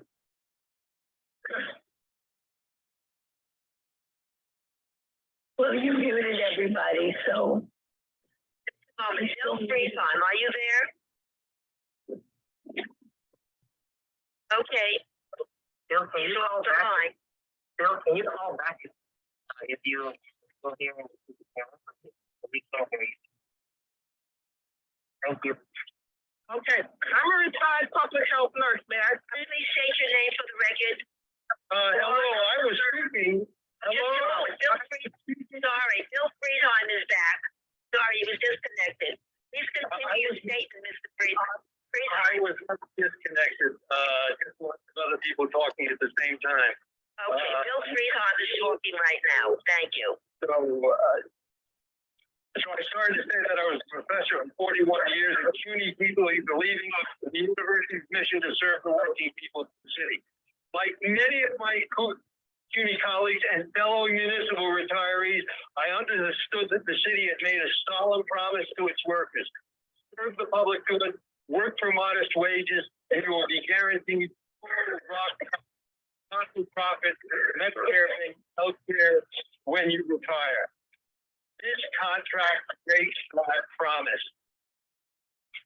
For 9 years, from 2013 to 2022, I was chair of the retiree chapter of the Professional Staff Congress, the union representing CUNY faculty and professional staff. For the past 2 years, PSE retirees, and maybe more importantly, literally thousands of other New York City municipal retirees have protested the city's move from traditional Medicare privatized for-profit Medicare Advantage. As a result, this is probably a better plan than the original one negotiated with the Alliance in 2021, but it is still Medicare Advantage, and that's the problem. Medicare Advantage, as others have pointed out, is not Medicare. Aetna's primary responsibility is to make the profit for its shareholders, and it makes the profit by restricting access to medical care. New York City may have negotiated provisions such as fewer prior authorizations being required for the first 2 years, but as others have pointed out, the waiver of those provisions may not last more than 2 years and probably not more than 5 years and 4 months. If New York City is to keep its promise of not-for-profit Medicare-based healthcare coverage, it should reject the Aetna contract and retain premium-free New York City senior care with an equivalent Medigap instrument. But even if the city does approve the contract, it must choose option C. Others have pointed out, buried in the principal attachment C, and that option lets New York City retirees opt out of Medicare Advantage, keeping our traditional Medicare with free supplemental coverage. As others have testified, option C still allows the city to realize healthcare savings, and it honors New York City's solemn promise to provide its workers in retirement a rock-solid, not-for-profit, Medicare-based healthcare advantage. So, as I said when I opened, it was interesting that every speaker at this hearing has testified in opposition to the Aetna Medicare Advantage plan. Let us keep traditional Medicare and free supplemental coverage. Let us guarantee real health care protection for retirees, not profits for private corporations. Thank you. Friedheim for your testimony. It will be considered. Our next speaker. Hello, I'm a public health nurse. May I speak? Absolutely. Please state your name for the record. Florence Lowe, L-O-W-E. Now, Florence Lowe is now speaking. Thank you. Yes, Ms. Lowe, continue. I worked as a public health nurse for the city back in the late 60s and the early 70s. I did contact tracing without a computer, a cell phone. We didn't have those things back then. No cards. We used our feet. We were out in the cold and all kind of weather so that we could keep control of syphilis, gonorrhea, tuberculosis. These diseases were rampant. We had well baby clinics to keep our children immunized. We tried to prevent tuberculosis. We tried to prevent polio, measles, mumps, and rubella.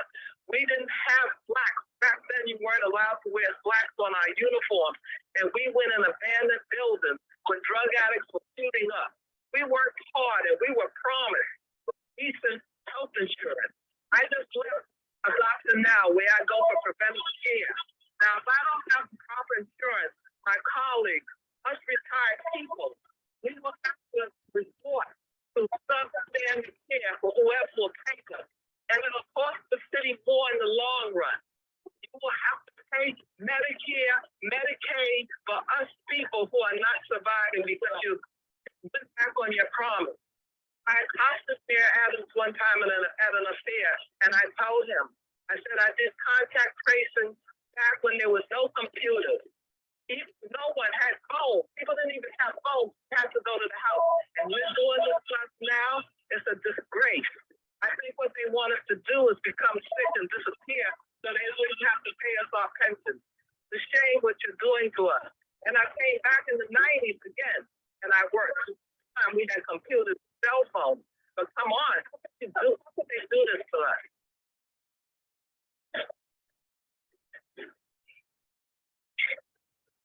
Do you have anything more to say, Ms. Lowe? Thank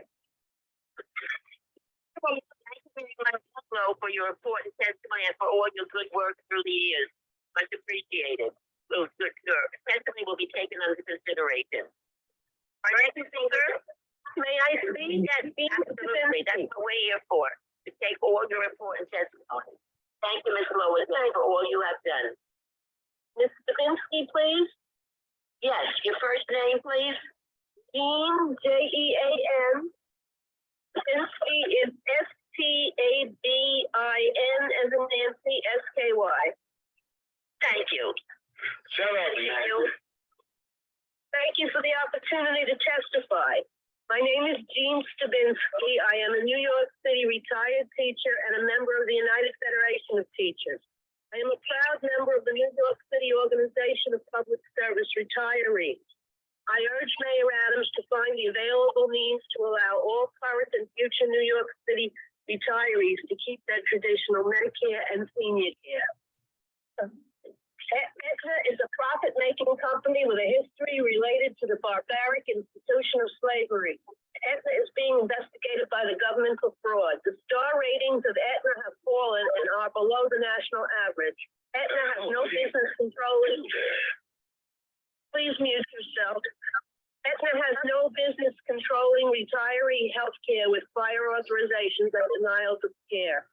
AETNA's recent online webinars on the proposed City of New York Medicare AETNA Advantage PPO plan were inaudible, could not be heard. Retiree questions during the webinars to AETNA representatives went unanswered. Elderly retirees who do not use computers do not even attend webinars. The Municipal Labor Committee should not have approved the City of New York AETNA Medicare Advantage PPO plan. The MLC has not seen or read the contract.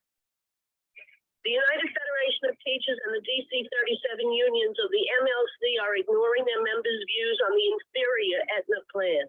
The inappropriately weighted decision of the UFT and DC 37 to award the so-called contract to AETNA was arbitrary, capricious, and harmful to retirees. The proposed imposition of the inferior AETNA plan may constitute age discrimination. Age discrimination cases can be initiated by retirees. Retirees on small pensions cannot afford the cost of opting out. Please mute. Retirees on please mute yourselves. Thank you. Thank you, Ms. Gould. Retirees on small pensions cannot afford the cost of opting out of the AETNA plan of almost $5,000 per individual per year. The Professional Staff Congress has offered many ways for the city to save money other than by diminishing retirees' health care. New York City retirees should not have the unfair burden of having to constantly protect their traditional Medicare and senior care year after year. Please reschedule this hearing so that all retirees and participants fully understand the consequences of the proposed privatization of retiree health care and can have the opportunity to review the AETNA contract, including attachments A, B, C, and attachment H. Thank you. Thank you, Mr. Stavinsky, for your important testimony. It will be taken under consideration. Ms. Gloria Stavinsky, I have it. S-T-A-V-I-N-S-K-Y. No, S-T-A-B as in boy. Oh, B and boy. Stavinsky, thank you for that clarification. S-T-I-N-S-K-Y. Thank you. Have a nice day. Stavinsky. Gotcha. Yes. Thank you for that. Our next speaker, please. Are there any more speakers on calendar number 1 today? I would like to speak. Okay, give it, what is your name for the record? Okay, my name is Ellen Cogan, Cogan. I C-O-G-A-N. Yeah, Ms. Hogan, please continue. We'd like to echo the previous, a couple of speakers ago who pointed out that every single speaker is against this plan. My husband is retired from more than 30 years, into 37. Of course, and is saying how his union is treating him. I was in the PSC that I didn't have enough years to be covered with health insurance. And part of the problem is that only the person who retired is covered. So if he defeated me, I lose my health coverage. But the two of us don't have enough pensions together, including our Social Security, to be able to afford the opt-out as it's currently a possibility is presented. We are very proud of the Organization of Public Service Retirees. We have made a monthly contribution. We feel that the unions, years ago, I was in the UFC, he was in P37, they have sold us out. We worked for so much less money with the promise that we would be taken care of in our old age. No, this is not proper. And the PSC has done a lot of research and has made proposals that would really be better for the city and its health benefits. And the city has not even looked into them. They don't even care. They just want what they want. Maybe they'll get a kickback. I don't know. But it's a pretty terrible situation when people who have worked in every possible way to benefit the city are being treated this way.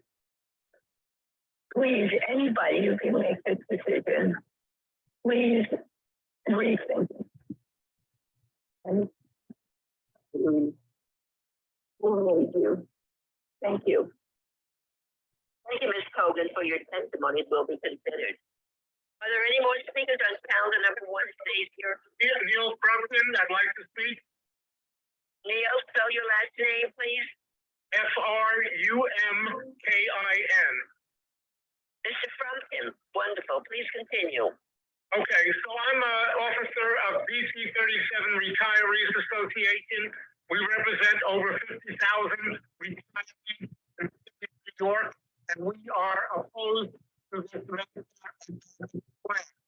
We oppose our members being forced into it, most specifically, and we point out that this MA plan seeks to shift the cost of retiree health benefits to federal programs rather than from the city budget.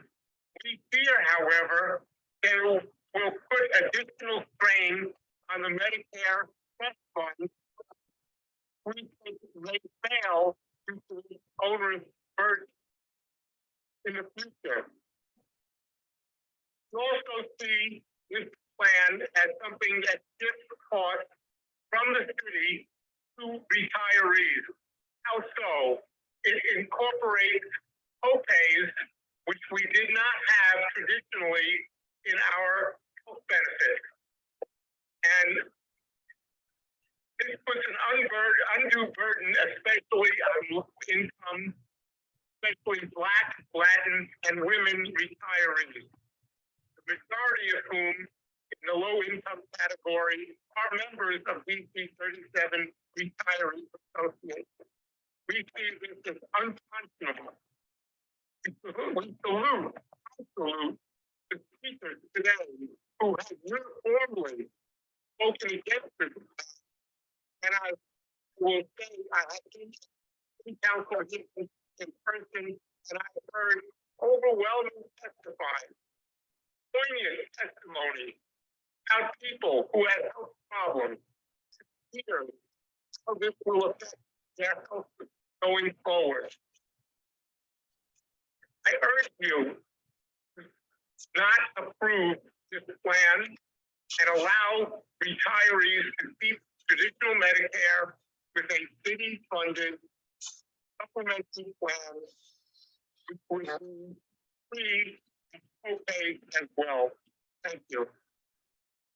Thank you, Mr. Crompton, for your important testimony. It will be considered.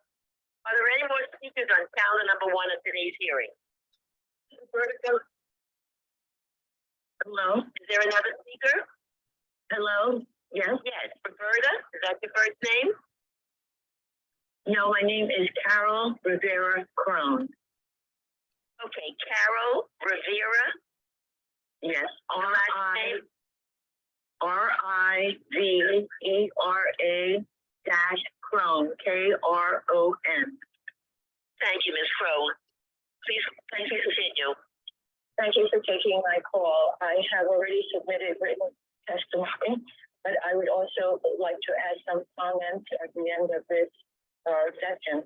I am not a lawyer. I don't speak insurance speak, but I've attempted to read as the current was made available. Though they said it was available March 10th, I was not anywhere near aware of it until March 19th. So I didn't guess. As I was reading through the contract, I came across the option C in section 2.3, and I read it over several times. There's a definition in the first paragraph that talks about the definition of eligible enrollee. When it mentions that, part of the definition defining eligible enrollees is persons who have waived city health benefits. So when I read the third paragraph in section 2.3, it talks about eligible enrollees will be permitted to opt out of the MA plan and enroll in the supplement plan effective September 1st, 2023.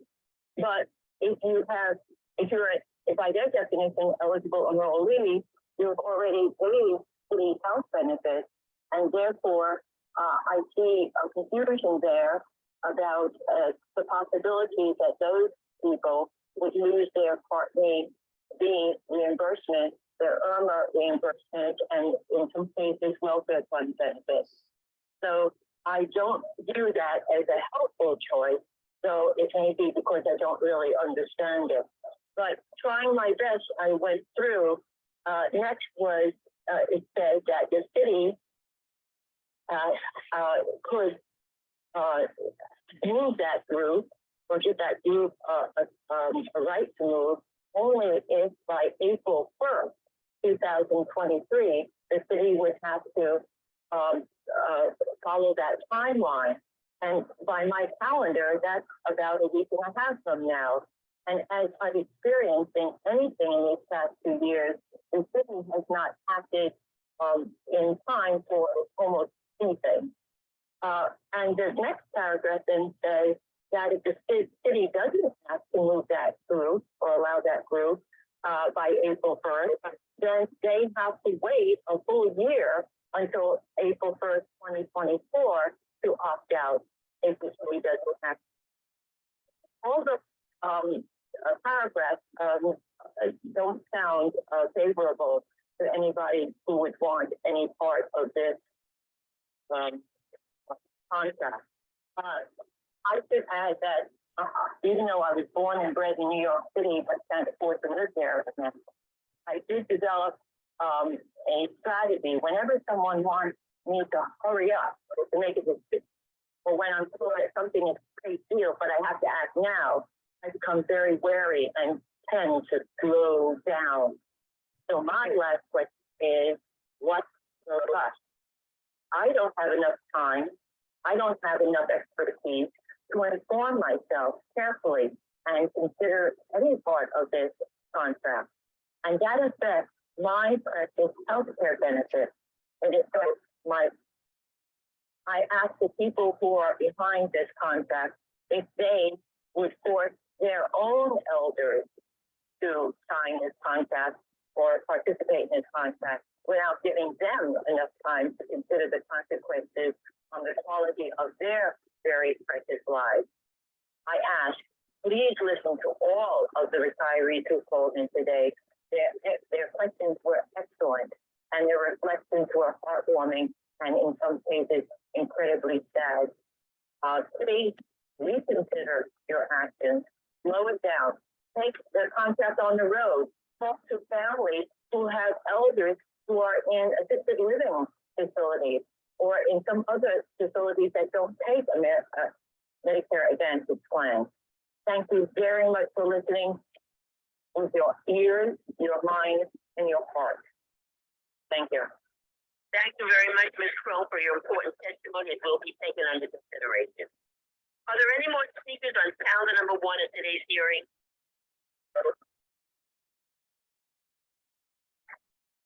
Is there a speaker there? Jane Mushbat. Can you hear me? Yes, I can hear you, Ms. Jane. What is your last name? Please spell it. Yes, my last name is Mushbat. That's M like mother, U, S, H, A, B like boy, A, C like cat. Mushbat. That's it. Correct.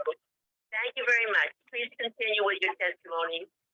Yes, I am a retiree of City University of New York, a retired professor of decades of teaching our wonderful students at City University.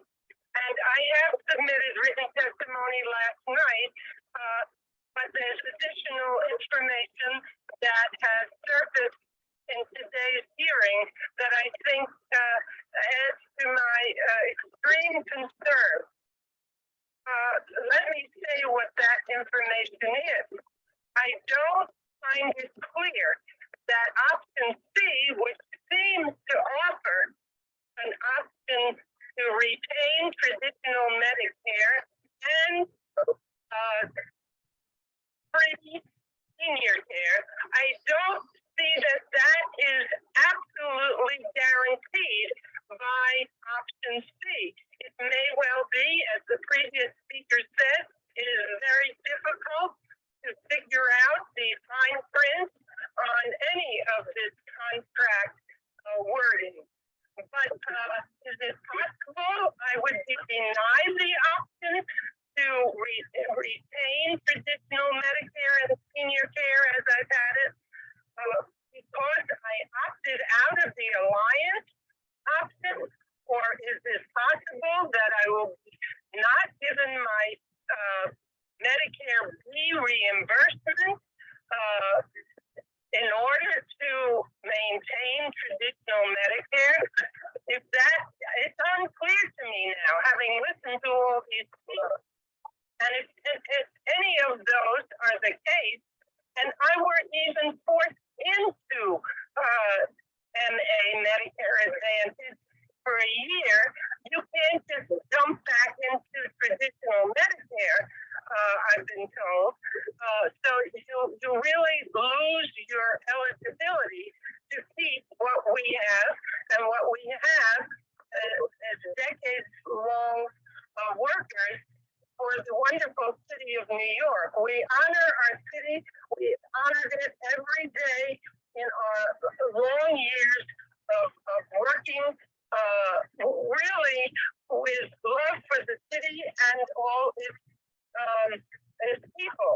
So I want to make another point that I didn't make in my written testimony perhaps clearly, which is if a family is short on money and they sit down and say, what should we do? Well, we eat 3 meals a day. We better cut it back to 2 meals a day. That's enough. We'll eat breakfast and lunch, or if need be, we'll just have breakfast every day. And that to me seems like the approach of the city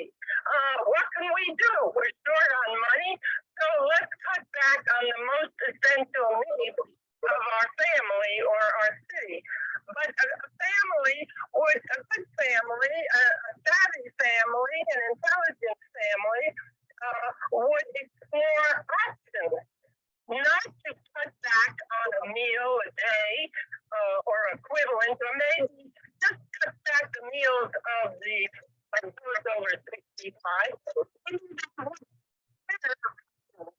Other ways to make up the money, and one would be to call a rich uncle. Oh, Uncle so he could help out. And there are wealthy, super wealthy people in New York who love our city.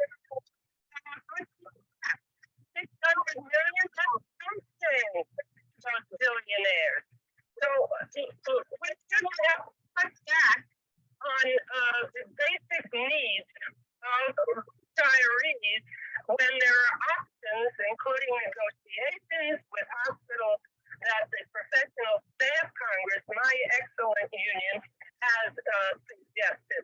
There are options, and New York City should not be barking up the wrong tree of privatized Medicare Advantage plans that are suspect, undependable, and really threatening to those of us who require health care and excellent health care, not substandard health care.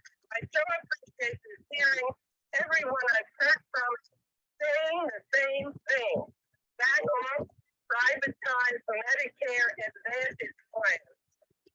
The city needs to fulfill its promises to its retirees and its active employees, and think logically and not grab at something that's going to be a severe problem for New Yorkers. Thank you very much for this opportunity to speak in this important hearing. Thank you, Ms. Mushback. Your testimony was very important and will be taken under consideration. Are there any more speakers at today's hearing? Wortley Collier. What is your first name? Wortley, W-O-R-T-L-E-Y. Wortley. And your last name? Collier, C-O-L-L-I-E-R. Thank you. Please continue. I am a retiree. I have been retired for 17 years from DOT. My unit is 237. I have a question. I'm listening to all the retirees and what they're saying. I agree with, but I have nothing to compare it with because I was never sent any kind of notification of this change in the health benefits. I was living at the same address for 40-some years, so they couldn't send it to anywhere else. I don't know why I didn't receive it. So I cannot make I can't compare. There's no comparison there for me. But what I'm hearing, it sounds, everybody is against this health insurance that is coming up. I just would like to know, how can I get a copy of the AETNA contract that they are trying to switch us over to? You can email the Office of Labor Relations. Please write the email address down. Your email address is public hearings, one word, public hearings at olr.nyc.gov.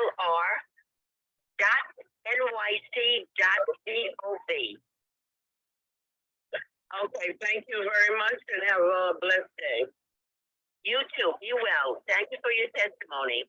Are there any more speakers from council who wanted to be hearing? Yes, what is your name? Michael Amsterdam. Michael, please spell your last name. Like the city, A-N-E-W-E-R-E. Start from again, Michael. Just start from the beginning of your last name. C, what? Sure. It stands for A-N-E-W-E-R-E.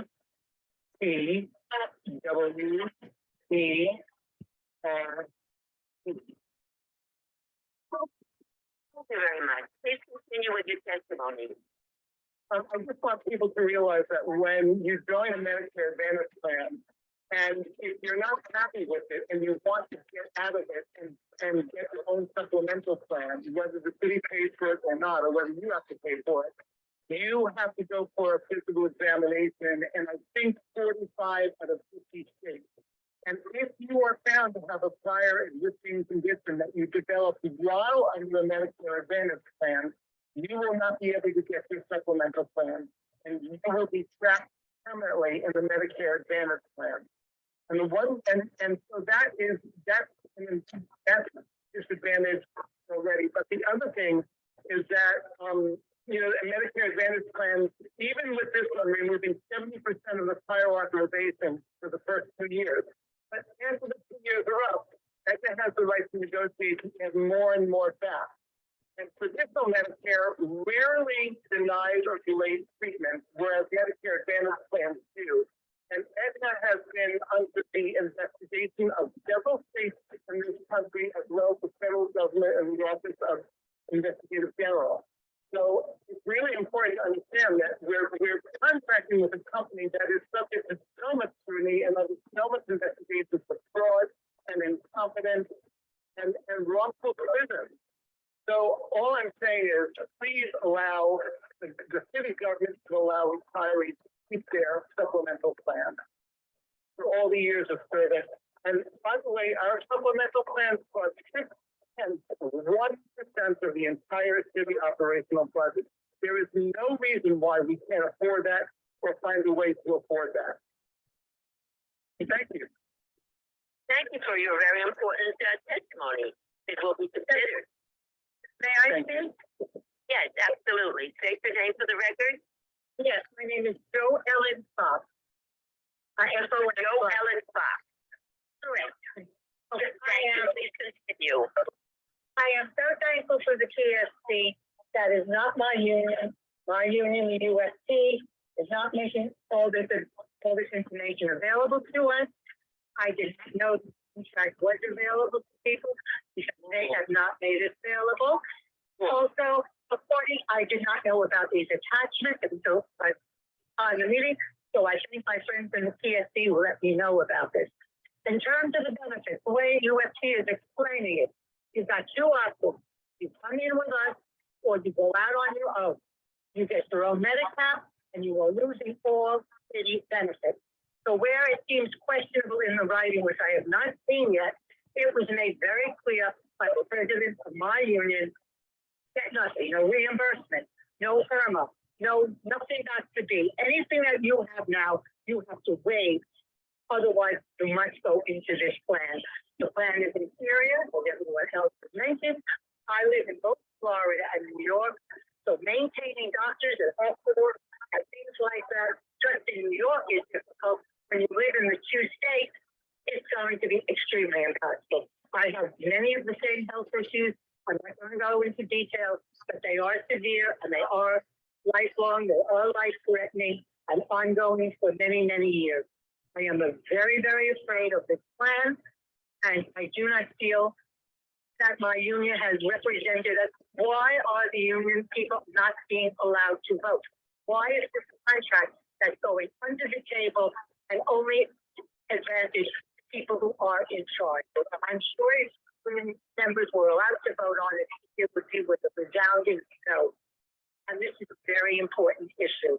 Everything is behind closed doors. Been there a long time. Money had been diverted, I believe, from retirees several years ago to active members to get them raises. That money was lost to us. And that is why I believe that so much of this contract may be being pushed by this union. So I am very upset with my union. I love my union, but I'm very upset. I feel it is a big disadvantage. And in my particular situation, between the health issues and living in two states and knowing if I opt out, and that's what I want to make clear to everyone who's in doubt, it was made very clear by my union. You got to opt out, you lose all city benefits, period. And as the gentleman before was just saying, in terms of getting, and he made it also very clear that if you try with your pre-existing condition, it is very possible that it will be difficult to get a secondary insurance. So we're in a rock and a hard place and being pushed very inappropriately by very powerful unions. Thank you very much for letting me speak, and thank goodness for this meeting and for the PSC for making it available. You notice that there have been very few UFC members. This might be the reason why. We really did not know about this. I only know about this because of a friend. Thank you very much. Thank you, Ms. Fox, for your important testimony. It will be taken under consideration. Are there any more speakers on calendar number 1 at today's hearing? Hello? Yes, my name is Antonia Manuela. Can you hear me? Yes, I could hear you very clearly, but you have to spell your name. Okay. Your first and last name. First name Antonia. Last name is Manuela. Manuela. Thank you very much, Ms. Manuela. Yes, I'm a retired municipal worker and a very proud member of the DC 37 Retiree Association, not to be confused with the leadership of DC 37. I agree with every testimony that was given here, so I'm not going to be redundant. And this is a very visceral view. This whole fight has made my blood pressure just go through the roof. In this, these testimonies, the issues of non-representation, blackmail, racism, lack of transparency. Am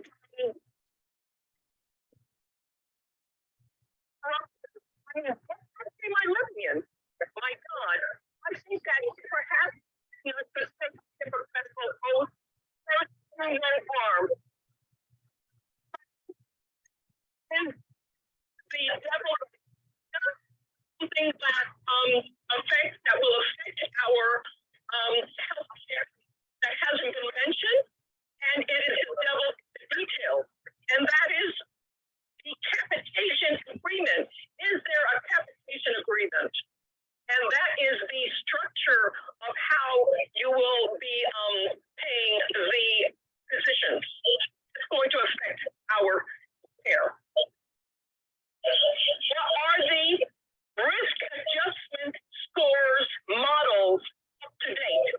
Probably not. Do they use tool algorithms, a predictor manager of care? Probably do. They use Nervy Health. Are the IC codes updated? That's the International Classification of Diseases. They're probably not updated. And who is the oversight for the quality inspection? The QI is a prerequisite for contract between the city and the insurers. That means they have to have a quality inspection program. If they do, and I doubt that, they're going to, adhere to it, because not adhering to it will be a violation. So I bring up all these things because these are the devil in the details that nobody knows about, or if they do, they're not saying it, but I'm saying it. These are all the factors that nobody's talking about and which should be considered. And let us keep fighting, because I feel that we're back to square one. That's how we started this fight of non-transparency. And we have to fight out in the streets, in the court, city council, the mayor's office, and they're still doing it to us. We're going to keep fighting. I don't care how sick I get. I'm going to keep fighting. And all of my accolades to all who are giving testimony, who are suffering, and who will keep fighting just like me. Everyone did you well, and let's see if we can, get the option C up. At least that's the beginning. Everyone, please take care of yourselves. Thank you very much for your important testimony, Ms. Manuela. It will be taken under consideration. Take care and stay well. Are there any more speakers for calendar number 1?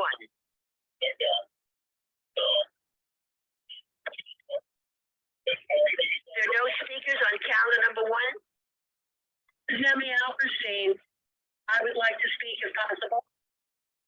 Okay, what is your name? Demi, N as in Nancy, E, M as Mary, E, Alberstein, Alberstein.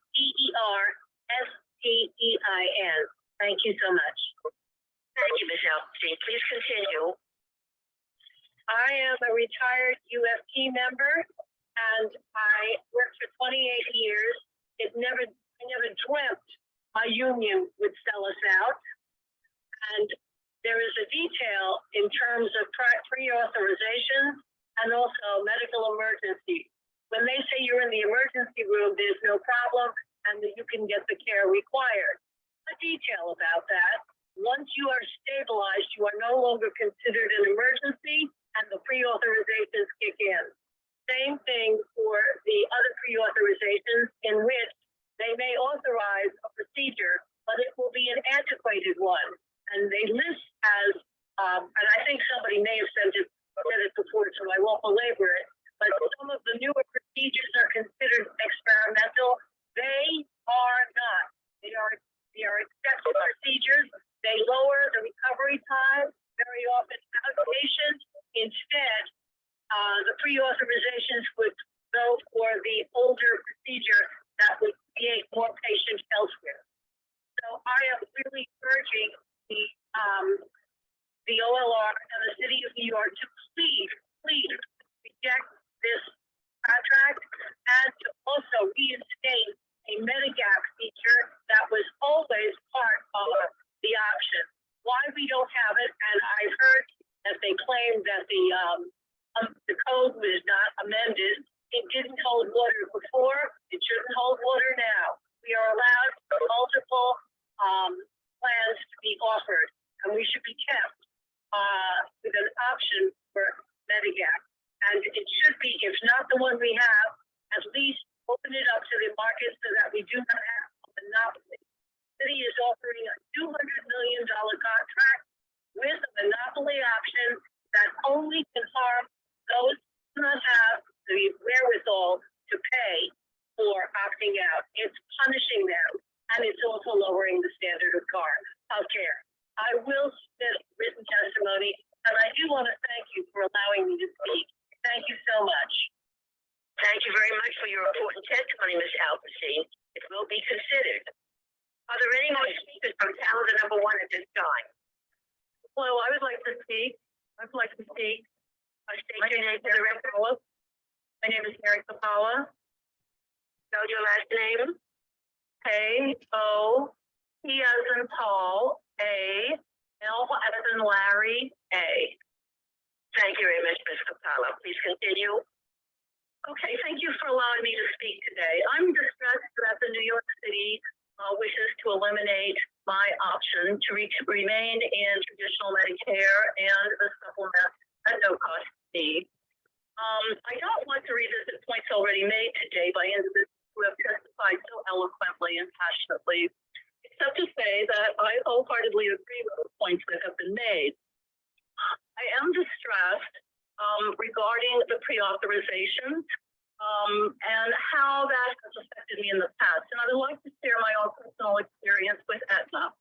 When I retired from the City University of New York, and I am a member of the PSC, by the way, I was automatically put into the Aetna Advantage Plan for retirees. I thought, okay, if it's only a few months, I will be able to change during the change period to traditional Medicare. Unfortunately, in that small period of time, my vertebra broke. And I was in excruciating pain, and Aetna denied access for an MRI for me, which was required by my physician, who said I needed it, it was medically necessary. Aetna said it wasn't medically necessary and that I needed to complete 8 weeks of physical therapy before they would reconsider their denial of my MRI. Fortunately, my husband and I had enough resources to be able to buy our own MRI. However, I wasn't able to buy it in the state in which I reside. That was because I already had medical insurance through Aetna, Advantage Plan, that had denied my request. So I had to travel 2 hours to a neighboring state where I was asked to sign a paper to say that I would not asked Aetna to reimburse me for this MRI. I had to pay for that MRI. By the time I got home at the end of the day, and by the way, I was in excruciating pain. I could not even walk from one room to the other. By the time I got home from getting that MRI in a neighboring state, there was already a message on my answering machine. That message was that I needed to find a surgeon immediately.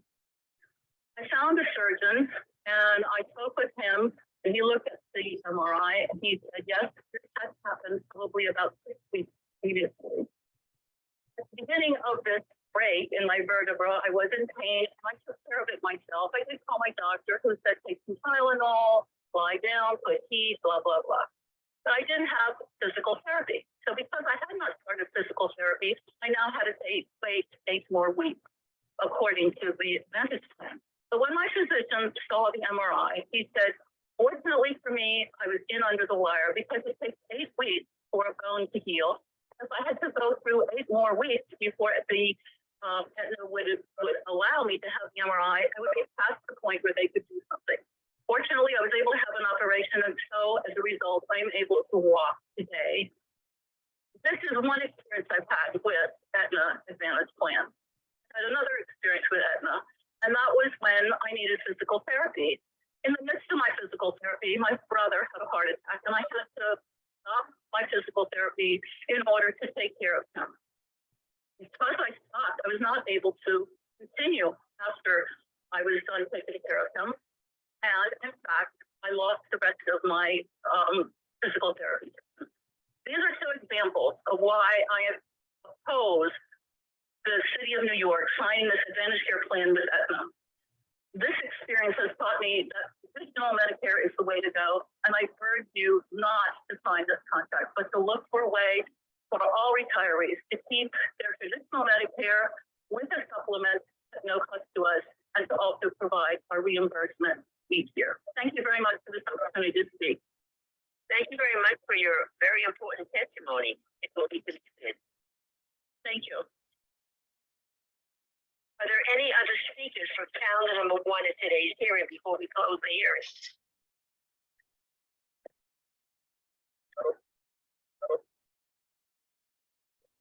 If there are no other speakers at this time for calendar number 1.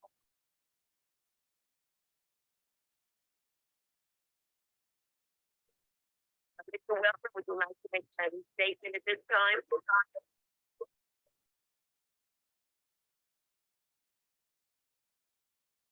Mr. Wilson, are you there? Hello.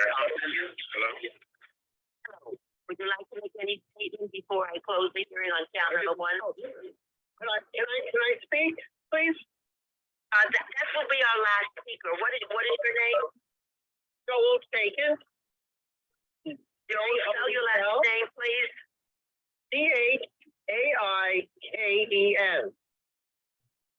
Joel Shaken will now give testimony. Thank you. I urge LOR to be aware of the legal flaws in this contract, as stated earlier by the previous testimony.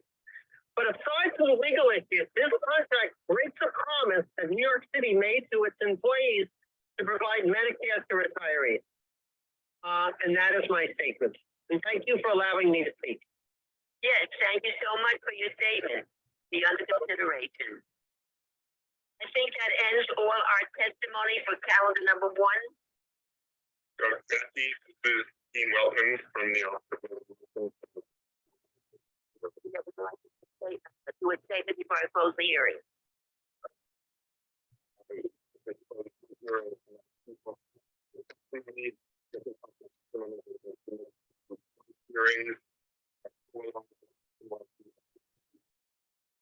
Thank you very much. There's no other testimony at this time. Calendar number 1. Today's hearing, the hearing is now closed. That completes the calendar. Thank you, everyone.